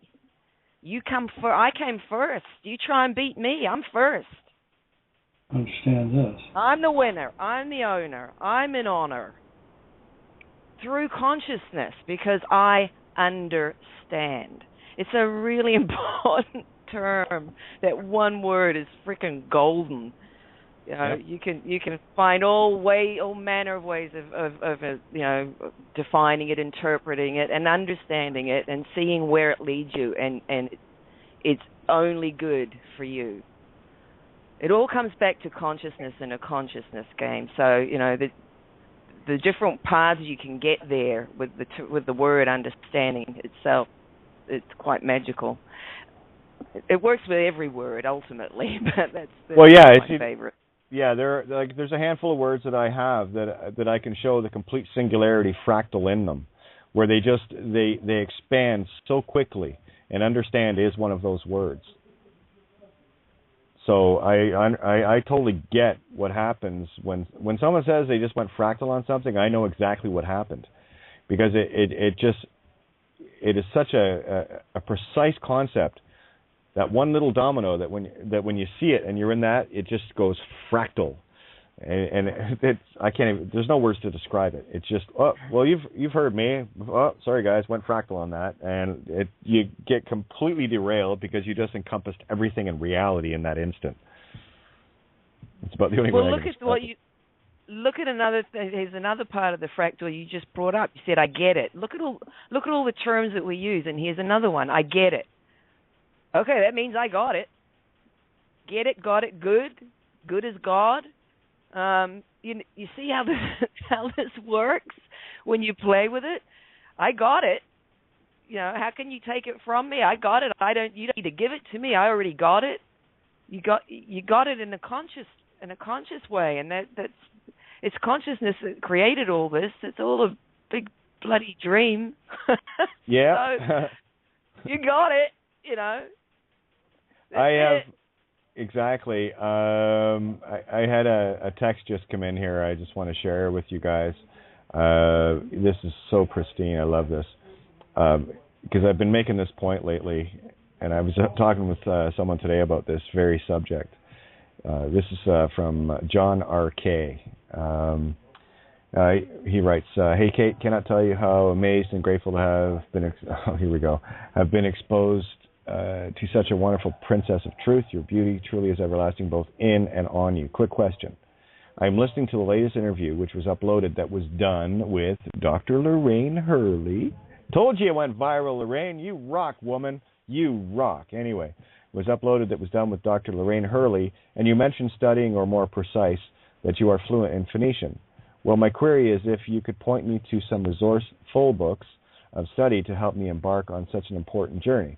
Love and blessings, Rocket." Well, that's the kind of the point. There aren't any. I'm writing it, apparently, because I've never found anything like it. And I remember when it hit, and it's like, oh, and I've never seen anything like it before. And I got to tell you, it's taken a while to get over the whole aha thing every time it proves itself out in such blindingly amazing ways, and more ways than I can count. That's where I go fractal most of the time. And the fact that it works in every single language is just mind-blowing. So, unfortunately, there aren't any books on it because you're the one that's writing your book of life.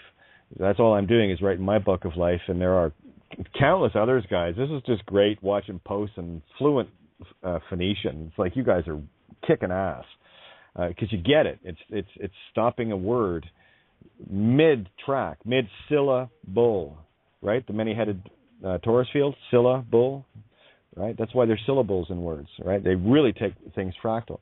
So break it up, literally, right down to each letter being an individual syllable, because they are. And when you do that, crazy, funny, awesome things start jumping out at you, and you just shake your head. So, Rocket, just stay the course with it. And, I mean, if you read through all my essays, you'll get a real quick handle on... don't worry, it'll hit you. Well, it hit everybody else, so obviously it's there. It can be found. Others are doing it. So, and really, I would challenge anyone that's worked anything, tried to figure out on paper Phoenician how far they got, because I didn't get past A. You know, because it turned into every letter in the alphabet by the time I finished sounding out in every alternative option, and every letter has the same effect. It's crazy. Anyway, sorry about that. Just had to share that. Phoenician. You are Phoenician. You are sound, phonics. But stop shunning them. You are the phoenix. I don't really know what else to say tonight. I mean, that's the profundity. And a friend, I tell you, spot on. Just go down, get your van back, and... the legal aim has nothing further to do with you. And that's why you need to take a day or two just to absorb it and whatever. And, you know, I know situations around everyone, they have their own challenges, their own experiences. Just stay the course on that experience that you just went through. And don't let anything distract you. Don't let anything get in there. And just observe. But observe from the, what could I have done? It was perfect, but what could I have done to make it even more perfect? And that's how I approach everything. I would really like to just get with you on one-on-one if that's sure, possible. absolutely. Next place, so. It's always possible. And just really have you just tear it apart and just help me with, I want you to offend me so I can learn. I gotta tell you straight up, I can't offend you. I know that already. And based on what I've already known of you and where you stand, remember, I'm an empath. I already know. Okay? You're already there. And what I talked about tonight, those are the basic subtleties of what am I doing to allow another to assume and presume, and am I being belligerent about it, or am I actually just dramatizing it? Am I in that moment emotionally, or am I outside of that moment controlling that? And that's where you need to be. Accept what it is you're feeling. Go, okay, that's that. Well, I'll put that there because that's just going to interfere with the shit I'm about to deal up. And then you deal it up. So no, I can't. I know I can't offend you. I know that. And well, just make. I want to be able to get on a one-on-one with you and anyone else that be able to help me and just be able to help me get rid of the ego that I have left and just get where I need to be. Well, yeah. Again, this is a lot of that you're going to find where I found it and where others have found it. You're going to find that outside of you. It's not. It's not necessarily something inside of you. It's going to be something in your environment. But you see, that's why you got to get inside you, because that environment exists because it's inside you. So once you get rid of that, give yourself some time to breathe and just get quiet. I had a chat with, not a long one actually, because Michael had to go out, but a little chat with Michael McLean. So I think maybe at some point during the day tomorrow, maybe we can hook up and grab Michael in as well, and whoever else, because I know, man, I got to tell you, to come to the computer and know that Michael and the crew took care of things and were looking after it, you have no idea the blessing that is, because wonderful. I was wondering when it wouldn't be me doing it. And now I know it's now. Now sharing the load. What's that? Sharing the load, Kate. Yeah, pretty much. Cosmic orgasm. Yeah. Yeah, it's for everybody to share the load. But yeah. I know myself through others now. Yeah, it was great. Mike and his wife were talking to my wife while I was in jail there, and they helped out, and I don't know all who helped with sending money over to help us with the van to get it out. But just thank you all for the support and just being there for me. I through my whole quest on the truth, I've never found anyone that I never even met. I've even met people face to face that wouldn't have helped out like this. Well, I tell you, this needs to be said, because this is the crux of it for me. You see, now I know my 6 is covered, because others covering your 6 is also covering mine. Get it? Love you, buddy. Yep. And, if you need to get in touch and need support, my name's Brandon. We're all here. Get a guy. Yeah, I'm all here. I know, but I'm just reaching out. Yeah, absolutely. Feel free to email me, brother. You're the one that planted the seed bomb in D.C., right? I remember that phone call. And you had the van, and you were coming back, and correct? What's that? Weren't you driving a van to D.C.? I remember I was on the show and you were coming back from D.C. No, that wasn't me. No. Oh, okay. It didn't so sound whatever right. you need help with. We're all here, and that's what we're all coming to terms with now. We're all here. And not only do we believe it, we know it. And the fact that others have other people's 6s, that tells me that that's my 6 covered, because I don't have to be the one to do it. You see what I mean now? So now I can focus on finding more 6s to cover, because I know mine's covered. You thought I was dangerous before. Watch me go now. So that's the big thing from today. For me, the big thing. My 6 is covered. Now I'm dangerous. You know, it was pretty profound, Katie. It was really early on. You said concept. You said with the 7. With God. I'm still flabbergasted by that. It's just. Well, I've shared that a few times. No, I know, but just to re-hear it, you know. Yeah, the with God. When you're with God, with creation. Right? That's why physical will give you the illusion. We got 60 seconds to roll over. Board is full. I guess anybody that hasn't had a chance to jump in, come on in, because I kind of want to roll out as quickly as I can. Well, if I'm doing another show, I need to catch a breather, and if I'm not, I could sure as hell use one. And we have a link in the chat room maybe for your show if you're going to do one next. Is there a link for it? Wolf Spirit Radio. Just Google that. Got it. Yeah, well, it's Mike McCracken. He's on Wolf Spirit. So, I mean, really, there's that and Scott Free Radio. They're the only other two that I'm working with, and of course Lorraine. I dance with her any day of the week, and as far as I know, she will be a new Critical Mass Radio host. Beautiful. How's that? Oh, wow. Yeah. Oh, no. Someone that open? A Scorpio that open? Are you kidding me, man? Bringing the stinger to the table. Gemini, yeah.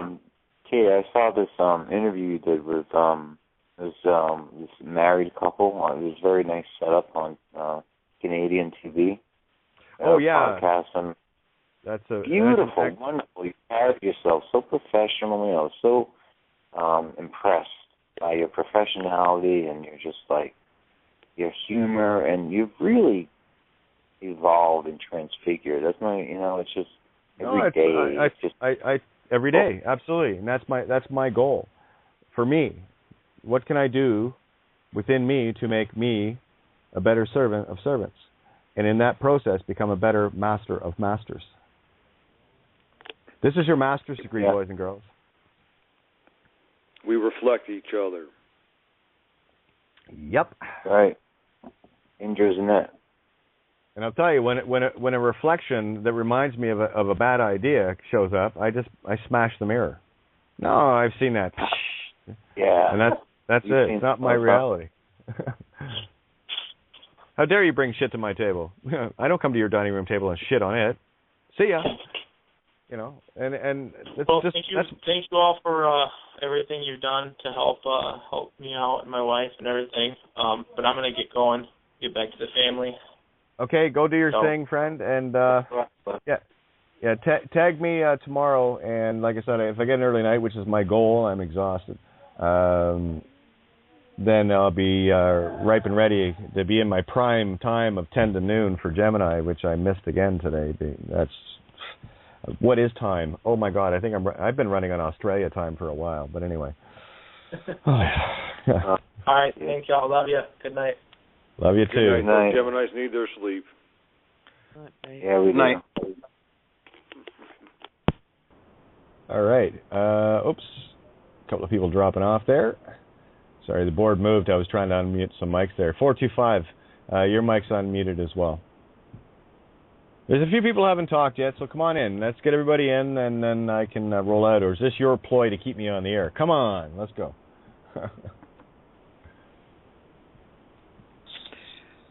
Kate? Richard, how are you? Like a mature mango. Nice. You? Freaking awesome. Freaking awesome. You know what you and Kaz did today, if anybody listens back to it, it's like the Bardo, the Tibetan Book of the Dead, instead of being brought once one goes past the dissolution of the connection with the physical, it just got brought right back into the physical. It's really quite remarkable. Unbelievable. Beautiful. You walk between the worlds. But that's what the book is about. But this process where one has to be negating possessions and debts and all this business, so the soul doesn't get trapped. This this affirmation that one is not one's possessions, one is not one's body, and so on, that Kaz so beautifully expressed. It's like bringing the process of the Bardo into the 3D. It was just beautiful. Yeah, beautiful. That's incredible.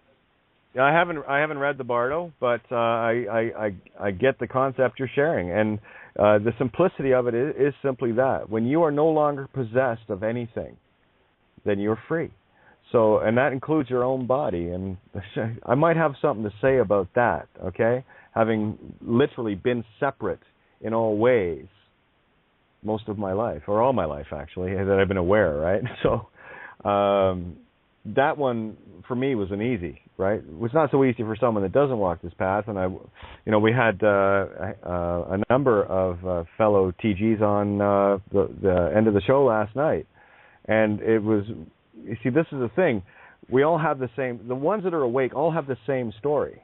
That there is a purpose, there is an intent to it, and very few hear that call. At least from my experience, it was beautiful. There were no less than 4 on the air last night that got the concept, that know. And what a beautiful feeling to be able to share these things from my own very personal viewpoint of my own very personal experience to illustrate a 3D concept from a spiritual perspective. And when you see, look at the anagogic. What am I a representation of? In this role, what am I showing spiritually? What I'm showing spiritually is the divided and conquered nature of humanity, thinking they are either male or female. Divided physically, you are divided spiritually. And when you can finally accept both sides of yourself as one to bring that together, it's not a caduceus any longer. It becomes the one. It's the itself. There's no longer the illusion of the 3 and 1, 1 and 3. It is simply what is, itself. I should have taken up philosophy or something, apparently. No, I think, listening to your interview with Hurley, Dr. Hurley, and today with Kaz, it seems like when the women open the door, man, you just take off. Come into our womb. Yeah. Create. Thank you very much. Oh, thank you. It's it's Christmas. It's your birthday. You want the whole universe or not? Here it is. It's all yours. It never wasn't. That's the illusion. We thought that maybe it wasn't. To play a game. I'm bored of the game now. So smoke a bowl, chill, reflect, be. How do you do that? It's easy. You just have to shush yourself. You know? No, but how do you know what I'm doing right as I'm doing it? It happens every night. Damn it. Well, it's because we're connected, and you're seeing that reality of the connection. I already know I'm connected to everybody. It's you that needs to see you're connected to me. I know, but I wish you could see it too, Oh, I do. I know it happens all the time. It happens with me all the time. I'm looking for it too. And if you're ever talking to me one-on-one, and you've heard me many times on the air, I'll pull something out. So, this is how you're connected to me because of what this you said, this you said, this you said, this you said. Like even D Light with an email she sent. I haven't even got into that yet. I was talking about Mount Vernon, my former, one of the places I lived in Ireland, and she talked about Mount Hermon. And isn't it funny that Mount Sinai and Mount Hermon? Oh, Mount Hermon. Yeah. Mount Vernon, Mount Hermon, and it was, But, I looked at all of these things in that email, and I'm thinking, I'm not even going to bother replying because I'm just going to fractalize this girl out the yin-yang. But it's there. When I'm talking to you about what connects you to me in my reality, I'm trying to show you how I'm connected to you. I already know that I'm connected. I'm looking for how I'm connected, and there it is. And now, once that reality is established, you're going to be doing things that I'm saying, and I'm going to be doing things that you're saying. And that's just how it works, because that's when the mind and the consciousness starts resonating together, and that's called truth. You stand in that, nothing shakes you. Nothing. Build your house there. Now you can understand everything. You build yourself a house on that solid rock of truth. You are as Atlas holding up the universe because you understand everything because you're trying to, because you want to. That's your choice. My choice is to understand. I wish to understand.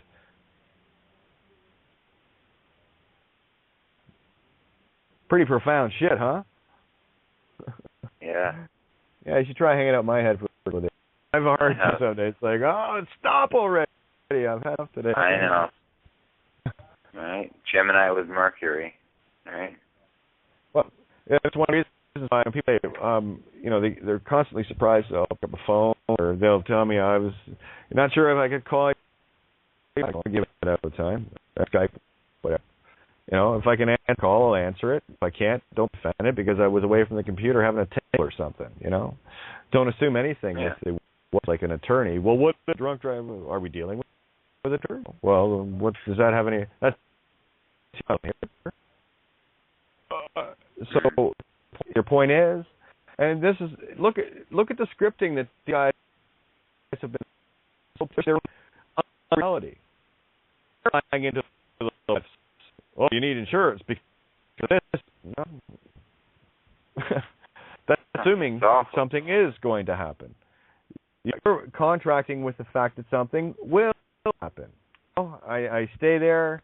My house is built on the truth, and I understand everything, and everything that we put on top is as weightless as a feather to me.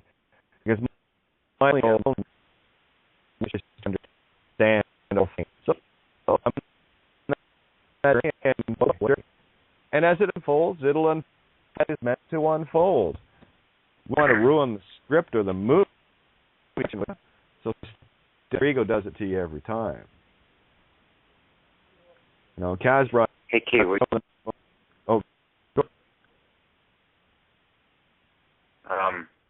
were you saying earlier about transgender people being persecuted? And how males that have are in touch with their divine feminine quality. Yeah, they get picked on, whatever. Yeah. Oh, big time! And I'm one of those. And I've been asked out and gone out on dates with men that I had no idea were that were gay or anything, right, or homosexual. And and I'm saying, oh no, I'm not. Well, you come across like it. And it's like, just say thank you. Thank you. Yeah, I'm glad that I'm able to connect with you at that level. It's not my thing, but thank you for that because it's nice to know that I'm connecting and that we can be friends. And you're cool with your thing, I'm cool with mine. Nothing I want from that here, but I really like the friendship. Right. So, I mean, what a compliment to be handed. Holy shit. But then you get on the other side, you get people who are totally divine masculines only with a little tiny bit, maybe a spark of divine feminine. Someone like, Well, I'll tell you something. Yeah, here's the funny thing, and this is standard throughout all. It is a proven fact, and now this goes back to the OPP training center that I was at for a few months doing the work there, and they were talking about the mace training, that every cop has to get sprayed with mace to see how they react, so they get an idea of what it feels like in case they're trying to mace somebody and they get their own eyes. So they all have to go through this. And the captain that was at the training center, sitting talking with him one day, he said, what's amazing is you got the biggest, roughest, toughest guys that as soon as they get a hit with mace, they're blubbering fucking, as they put it, blubbering fucking girls lying in a heap crying in agony, whereas the ones that were bullied, the smaller ones that relied on their intellect more than their brawn because they had to think their way out of it, were the first ones to be able to react, clear their mind, clear their thoughts, and get back into the fray, so to speak. And that applies to all of your super uber fucking macho jock military boys. Yes. Yep. So there you go. I've seen that. I mean, that's an Indus game. That's Yep. He's not the biggest kid, right? He gets picked on, and what does he use? His intelligence, his orientation. He used everything around him. He was in the now and used everything around him, be it an ornament of some kind to beat the shit out of somebody. Doesn't matter.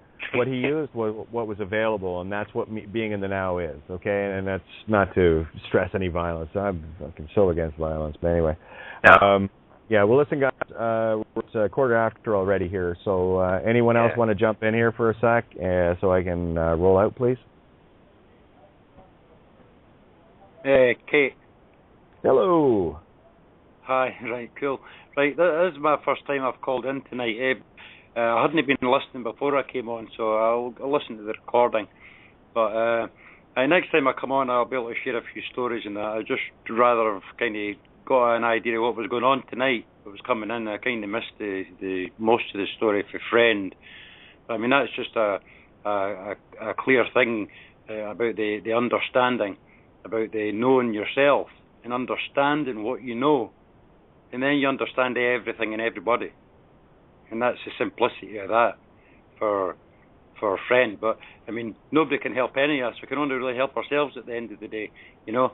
And advice and not so much advice, but guidance and help in a way is how we all got here at the end of the day. So it's a case to keep that ego out of the way, because it's the only thing that probably ends up getting somebody arrested in the first place, is feeling under threat.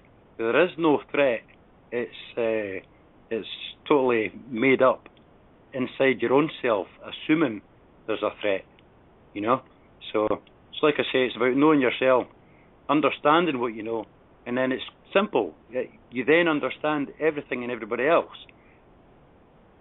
And the more points the other people's view you get, the easier it'll be for everybody else. It's simple as that. The more the more people you can understand, the more people will understand you. That's a fact. That's an absolute fact. Yeah. Any questions? Didn't think so, because there isn't any. It's a fact. That's one of my favourite words. That's one of my favourite words with these official psycho heads that I come across after a few one-liners is fact, because they always end up speechless. Oh, for sure. You got to come on and pretend you're David Tennant on Kids Night, Saturday night, buddy. You got to come on and pretend you're David Tennant. Always. Yeah, sorry, I'm always listening to the kids show. Those are the most valuable ones, because they're the ones that really know. Yeah. Yeah, they are here. Well, they're going to tell you straight up. And, you know, what we're dealing with right now with the children that are getting these concepts, one, we've eliminated a lot of the lie toroidal fields, right? At that point, when a young being has awoken with what we're sharing, look at how much of the program that didn't even get a chance to set in. I think the young people are already awakened. Oh, they are. And they're unawakened or put to sleep by the very adults that think they're protecting them. This is the program for you. But things are changing massively, and in this the legal name, for people to realise that the legal name is being controlling them, and it's clear to see in every way, in shape and form, in every interaction you've kind of heard throughout, but nothing really works without that name. So it is really clear and quite obvious to people. It's the fear within themselves to accept that and to stand up for themselves is what it is. And I suppose the more time people have, there's no hurry, never a hurry. Never hurry a Murray, that's what I say, people. But, exactly. I couldn't agree more, and would love to get you on more, my friend. You know, this is... I'll be on all the time for now. Okay, good. You know how to get here, and just keep your eyes on the Lighthouse group, and the BTR listener number always gets posted, typically during the intro song. So you won't be missing anything, and don't worry, we cover everything in every way, shape, or form every night anyway, as far as I can, as far as I can anyway. And if things, well, when things come up that are, of course, everything is perfect in port and. Oh yeah, okay, thank you. Sorry, just someone at the door there. Where was I? Everything is perfect. That's where I was at. Everything is perfect. So what I'm constantly listening for from that viewpoint is how can we take this razor sharp edge that we have cutting consciousness and make it even sharper. And that's why when I was talking with Friend earlier, when there's no way I can offend him. He knows who he is to that degree, and is looking at things the same way many of us are looking at it now, in that, okay, there's something that's still in the way that I need to get out of the way. So can you give me a hand? Because from where you're looking, you might see a flea on my back that I can't see. Think of a couple of monkeys grooming each other, right? Picking the fleas out. And that's what we're doing with the egos and the programs. We're sitting around in a community picking each other's fleas off. And every one of us that's doing that for every one of us makes for a pristine truth, makes for a pristine community. It's just, I'm doing my best to pick all the fleas off I can, and any that are missed, thank you, and any that are shown, while you'd be amazed at when I'm listening from a completely dual viewpoint of I'm there with you and I'm also repairing. Okay, oh yeah, I need to get rid of that. Okay, that needs to get worked on. And that's what I'm doing. I'm constantly listening to you in the way that I can fix me better. Me too. Perfect. It works. How do I get a link to this lighthouse?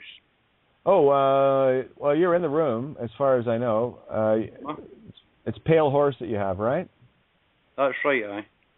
Okay, because I think I added you in there. I say you probably have to reboot your Skype for the. It'll show up in the recent.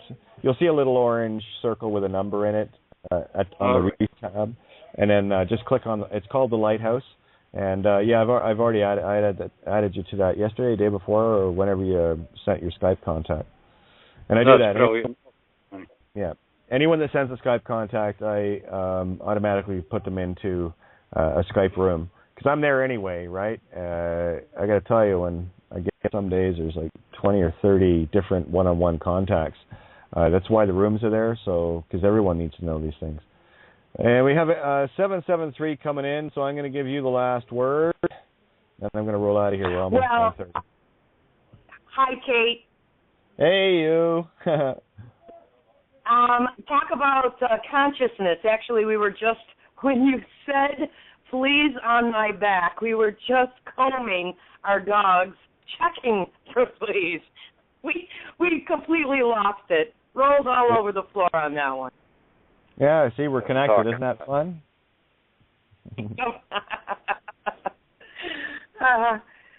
Sounds like a great table tonight. Hello, everybody. Hello. We're getting it driven home. Woo-hoo. Oh, all of it every day drives me home. Everything on this table.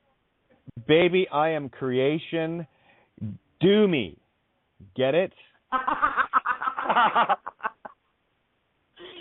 Yes. Okay. That's it. That's it in a nutshell, Kate. Yeah, you got to love creation,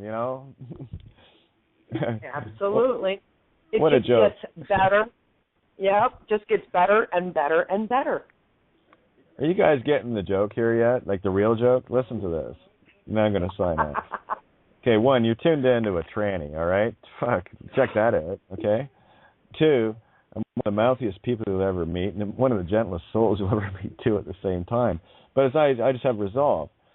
But I paint things in such a way that offends a lot of people if they're stuck in the meat stick, right? But when you get past all of that nonsense, when you find this is also a litmus test as well to see where people are at with me, and if they're still reacting to certain things, I'm going to continue to coax them up. Okay, what is your threshold of oh my God? Okay? And when I can find your threshold of, oh my God, I know where I can enter into that reality and lift that, oh my God, a little bit higher by dispelling words like fuck and cunt and all the rest of these, because they're just sounds, right? And I can always tell, I can always feel when someone is using that, it still hasn't fully decoded that word within themselves yet, because I feel it, right? There's still something there. There's still part of that negative intention attached to it. So I've been very careful with all of these words to really, it's like learning another language. In English, chair is chair. In French, it is chaise or la chaise. What you're doing when you do this is you're not translating back to English anymore. Okay, that's a chair in English, and in French it's la chaise. So what you're doing is trying to speak two languages at the same time. It's only on the instant that you look at a chair as you were trained to look at it as a chair, and then you change that completely and say, that is a la chaise. And as soon as you hear la chaise, the picture shows up. And that's how you literally, if you want, this is why children can learn languages better than adults.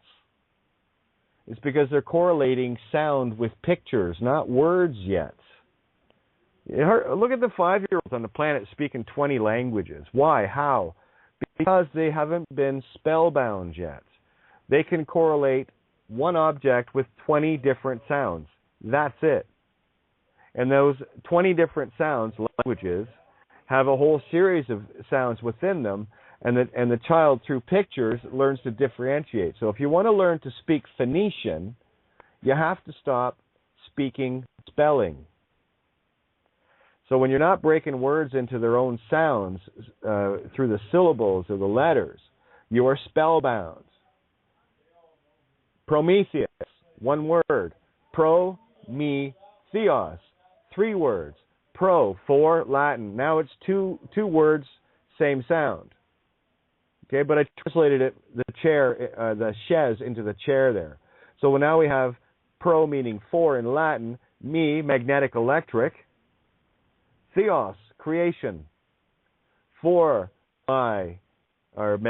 magnetic electric creation. That's going with the flow. Magnetic first, electrical intent comes out of that. That's the birthing. And in the light, we're in the mirror of that birthing. We're in the afterbirth. Time to come back to life here. And that's it. There's only one thing that wakes you up and takes you out of that sleepy Lazarus state. And its legal name. That's the master spell right there. Break that spell. A bowl. I've been working on a bowl since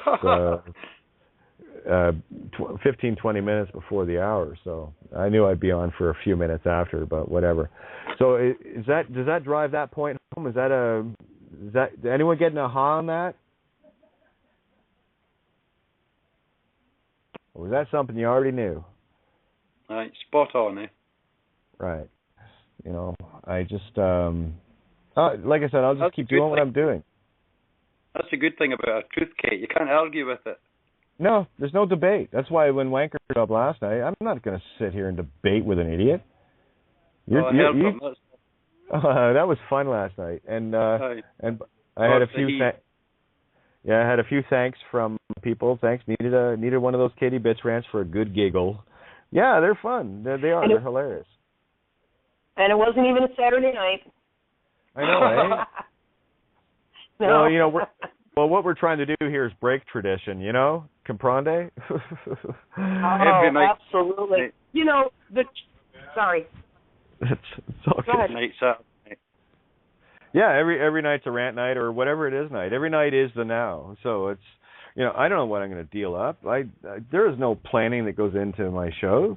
I'll find out the things during the day that, there's an anagogic play out of this, there's an anagogic play out of that, and then I'll talk about it, and then we get into whatever we get into. I don't care either way. We got one more at the table. This is the last call tonight I'm going to take, and then I'm going to roll out of here. Sadiam Avak. Hey, can you hear me? Loud and clear. Good to have you. What's up? Sweet. I just wanted to call in. I just got the Skype sorted out. I'm calling from down under. And I just wanted to check that the thing's working and I can get through. Okay. So it's you all got. working okay. Oh yeah, you sound good. So all good, my friend, all good. And look, there's the Down Under, the Aussie Kiwis, man. You guys are kicking ass down under. You know why? Because we're kicking ass on the north end too. So it had to be balanced. Come on, let's get this shit done. Did you get my emails I sent to you the last couple of days, Kate? Just let me double check here. Because I've been through them. What tag did you have on the email name? What name was it? What is it? Ken. Oh yeah. Oh yeah, my experience one. Yeah, oh yeah. Thank you. Actually, I just want to double check something here because I think yours was one of the emails I wanted to address on air. Yeah, you got it. There's there we go. Let me see. Experience with it. Yeah, oh, that was it. Yeah, I tried to read the document. It was really a pain in the ass because I don't have that particular format. So when I do it, I have to open it with WordPad, and it's always let's just say there's a space between every letter. It makes for difficult reading. It's all good though. But yes, I did get your email. Yeah, well, I haven't heard anything. Everything seems very quiet here since I submitted those papers after the arrest warrant was issued and such. And well, again, I was gonna. Here's a simple question. You're not a pedophilic child fucker, right? So how could you be a legal name? It's easy. Just remember that they ask for a legal name. That's all you're going to hear now is pedophilic child fucker. And are you one of those? Yes or no? No. Thank you. I don't play that game. Only serial killers and evil do that. I don't do that. Yeah, it's quite an experience. I've had a lot of issues with police during my life. I'm in my 60th year now, and to be at peace and to just look at them and have them lie in my face and then just look into their eyes and say, which that's not true. And they just dismantled from the inside. I saw this police officer the other day just collapse from the inside. He went back to his car and I followed him back. And when he looked up and saw me standing at the window, he was like a child. He put his hands up and he was all like, what are you doing? What are you doing? And I said, here, would you like this information? And he said, oh yes. And he took it really quick. And he said, you realise your license is cancelled, suspended. And I said, really? I put my leg out of my bike and rode off. And then a couple of days later, he pulled up next to me at the traffic lights and he didn't want to look at me. Any questions, anybody? So, in retrospect, the truth works, doesn't it? Almost like magic, isn't it? Because it is. It is magic. Yeah. Oh, people! When you get this, when you really get this, you'll have cops driving past you and they cannot look at you because you're not in their reality any longer. And remember, this virus is going to protect itself. So it's going to keep everything it can away from you because you'll just be an infection, a Trojan horse in their virus. So remember that. It's not that you're scaring them off. It's because they're terrified of you. They're scared of themselves now. That's the zero player. Now it's playing against itself, and you got to see it firsthand. Yes, indeed, and it's like I welcome interaction. Not that I'm inviting it, but I welcome it because the experience after it is wow. Yeah, well, look at the effect. Look at the effect you've already had just by standing in truth. That seed will never be unplanted. No, it was awesome. The actual police officer that arrested me a couple of times, and I sent in papers to him. He didn't want to collect the registered mail. I sent them to his superior. And then another superior officer rang me trying to get joined with me, and I suggested he go to the clerk to get the papers there, and he said the other guy's gone on leave. And I thought, that's interesting. So I haven't heard a thing since. It's been over 4 weeks. And you won't. I mean, that's the same thing. I mean, and I'm going back to it again, Art up north. I mean, he's sitting in his home right now. And do you think he'll recognize what really stopped everything? No, because he's still, as far as I know, him and his ex-partner are still selling legal shit. Not something I would do. You're defying creation and the gift that was given to you. Don't do that for too long. You know, you got the gift. What, do you want to give it back now? Oh, no. Stupid. I know. Oh, well, whatever. It's all good. Wonderful. All right, my friends. Well, listen, if you guys don't mind, I'm going to roll out of here. And, boy, oh boy, 35 minutes over. There we go. Nice job, guys. Well done. But just want to say a great big thank you. Like I said, I'm not sure if I'm going to be on with Michael tonight. He always lets me know just ahead of the show. So I'll let people know as quickly as possible. But otherwise, you know the routine, guys. Here 7 nights a week anyway, and it's all good. It's all good. We got this. We got this. Just stay the course. Stand in truth. That's all you got to do. You stand in truth. Truth stands with you, and you are untouchable, immovable, in the arms of Mama, Papa, Heart of Creation itself. That's a better place to be. Sure beats being bare-ass naked. Anyway, so much love to everybody, and we'll catch you guys either later tonight or tomorrow night. So stay the course. Remember, you're the superstar. It's your movie. And I know you're superstars because I don't cast extras. Sorry. Love you all. Good night. Good night. Good night. Good night. You're listening to Kate of Gaia on Critical Mass Radio. The game is up. Now, it's our turn.